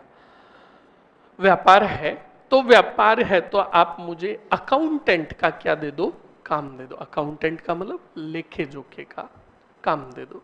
उस महाजन ने, उस साहूकार ने, बनिए ने कहा कि देख भाई, मेरा काम बहुत बड़ा है, तुझे सिर्फ लिखा बड़ी नहीं करनी, लिखा बड़ी तो मैं भी कर लूंगा, तुझे लेखा जोखा ही नहीं, मेरा इतना बड़ा व्यापार है, इस व्यापार में तुझे बराबर हाथ बटाना पड़ेगा। समय आएगा तो तू यहाँ पर खुद दुकान में बैठकर काम करेगा, सामान बेचेगा, और मेरा किसानों को कर्जा दे रखा है। क्या दे रखा है? कर्जा दे रखा है, तो गांव गांव जाकर किसानों से तुझे कर्जे की किस्त भी लानी पड़ेगी। तो मोतीलाल जी ने कहा, ये तो अकाउंटेंट का काम है, मैं करूंगा, आप चिंता मत करो। अब बताओ, अकाउंटेंट के काम पर यानी लेखपाल के पद पर रख लिया किसको? मोतीलाल जी को। अब स्टूडेंट क्या हुआ, जाडोल और आसपास के क्षेत्र में भयंकर अकाल पड़ा। क्या पड़ा? हाँ, 2 साल तक भयंकर अकाल पड़ा। तो अकाल पड़ा तो किसानों ने जो कर्जा ले रखा था वो किस्त दे ही नहीं पाए, सेठ साहूकारों और महाजनों और बड़ियों को। तो एक वही सेठ जिसके पास 2 साल से या 1 साल से किसानों की किस्त नहीं आ रही थी, तो उस सेठ ने, साहूकार ने मोतीलाल को कहा, मोतीलाल जी रजिस्टर लो और चलते हैं गांवों में जिन्होंने, किसानों ने हमसे क्या ले रखा है? कर्जा। अब मोतीलाल जी भी साथ में आए, बढ़िया भी साथ में आया, और गांवों के अंदर आकर जिन जिन किसानों ने कर्जा ले रखा था उनके घर गए, बाहर बुलाया कि भाई बाहर आ, तो पिछले 2 सालों से किस्त नहीं चुका रहा, कर्जा नहीं दे रहा, ब्याज तो छोड़ तू मुदल राशि भी नहीं दे रहा है, ऐसे कैसे काम चलेगा? तो स्टूडेंट क्या कहा और क्या नहीं कहा, अच्छे से सुनना। किसान ने कहा कि सेठ जी, पिछले 2 सालों से भयंकर अकाल पड़ा है, घर में कुछ खाने को नहीं है, अब की बार लग रहा है जमाना अच्छा होगा तो हम आपकी किस्त चुका देंगे, मैं तो खुद आपके पास कर्जा लेने को और लेने आने वाला था। तो स्टूडेंट, सेठ ने, साहूकार ने कहा, कोई बात नहीं, तेरी अभी स्थिति बड़ी नाजुक है, तो एक काम करते हैं, तू जब तक किस्त नहीं चुकाता कोई बात नहीं, मत चुका, तू तेरा घर चला। मोतीलाल जी को कहा, मोतीलाल जी काम करो, इस किसान के बाड़े में जाओ और जो जो दुधारू जानवर है उनको खोलो और अपने यहाँ ले लो, और किसान को कहा कि जब किस्त चुका दे तो तेरे जानवर ले जाना। तब तक इन जानवरों से, दुधारू लेकर गया कि इन जानवरों से जो दूध होगा वो मेरा। अब ऐसे एक ही सेठ से किसानों ने कर्जा थोड़ी ले रखा था, खूब सारे सेठ थे, खूब सारे सेठ लोगों ने किसानों के जानवर तक छीन लिए थे। मोतीलाल को यहाँ पर थोड़ा बुरा लगा, पर मोतीलाल जी ने कहा, बात सच्ची है भाई, जब किसान मतलब साहूकार के पैसे नहीं देंगे तो वो तो कैसे भी वसूल करेगा। अब एक बात बताओ, हम सब ग्रामीण क्षेत्र से आते हैं, और ग्रामीण क्षेत्र से क्या आते हैं, हमारे खुद के घर की स्थिति है। बताओ, जानवरों के दूध से एक किसान के घर का खर्चा चलता कि नहीं चलता है? अरे चलता है ना, बिल्कुल फैक्ट है, दूध से, घी से, सबसे, इनसे घर के खर्चे तक निकल जाते हैं। तो स्टूडेंट वो भी छीन लिए अकाल के दौरान। अब किसानों की स्थिति और नाजुक हो गई। किसान वापस दौड़े दौड़े सेठ साहूकारों के पास गए, और सेठ साहूकारों के पास गए तो उसी साहूकार के पास खूब सारे किसान आए। उन्होंने किसानों ने हाथ जोड़ा कि आप एक काम करो, कहा कि सर समझ में नहीं आ रहा, प्लीज प्लीज थोड़ा इंटरेस्टेड तरीके से पढ़ाइए ना प्लीज। ये इतना तो इंटरेस्टेड है, अब और क्या इंटरेस्टेड तरीके से बताओ। ये सो नहीं रहा है, ये अभी झूठ के आया है। तो इसने सोचा ये कौन सा भाषण चल रहा है आज किसानों के मुद्दे पर, क्लास मरो पूरी देखो, बेटे रजाई में से निकले, सोचा कि पूरी ज्ञान की प्राप्ति कर लो। ज्ञान की प्राप्ति ऐसे नहीं होती भाई, ये कहानी बीच में से मत सुनो, क्लास प्रारंभ हुई वहां से सुनो, पूरी समझ में आएगी। तो स्टूडेंट अब आगे क्या हुआ और क्या नहीं हुआ। किसान आए उस सेठ के पास और सेठ को आकर कहा, सेठ जी आप जानवर हमारे लेकर आ गए, जानवर हमें नहीं दे रहे हो, कोई बात नहीं, या तो जानवर हमें दो या फिर कर्जा दो। अब बताओ पिछला वाला कर्जा भी बाकी पड़ा, क्या अब सेठ कर्जा देगा और नहीं देगा। तो सेठ ने कहा देख भाई कर्जा तो तुझे मैं नहीं दूंगा, एक काम करते तुझे तेरे जानवर लौटा देता हूं। कहा ठीक है लौटा दो, पर कहा एक मेरी शर्त है। कहा क्या। कहा कि एक जानवर से जितना दूध होगा हर रोज की सुबह और शाम को ये मोतीलाल आएगा, और सुबह अगर 10 किलो दूध हुआ तो 6 किलो मेरा, 4 किलो तेरा। अब देखो जानवरों से जो दूध प्राप्त होता था उसकी आमदनी तक में हिस्सा डाल दिया था सेठ साहूकारों ने। तो यह बात कही तो पास में खड़े थे कौन, बोलो मोतीलाल जी। मोतीलाल जी ने बनिए को पकड़ा और खींच के थप्पड़ मारी और कहा आई विल रिजाइन। अब की बार घर नहीं गए थे, उन्हें पता था, मोतीलाल जी को पता था कि लठ लेकर ठोकेंगे पिताजी। अब उन्होंने तय कर लिया था कि किसान इतने परेशान, अब इनके हक के लिए मैं क्या करूंगा, आंदोलन करूंगा। अब मैं आपसे पूछता हूं, अगर एग्जामिनर ने पूछ लिया एक ही आंदोलन का प्रमुख कारण क्या था, जिसने अच्छे से सुना वो उत्तर दे देगा। एक ही आंदोलन का प्रमुख कारण क्या था, जिसने अच्छे से सुना वो तो उत्तर दे देगा। जिसको आ रहा है हाथ खड़ा।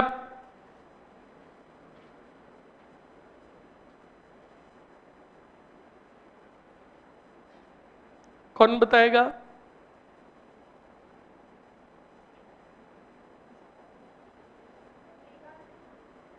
और कोई, बैठो, और कोई।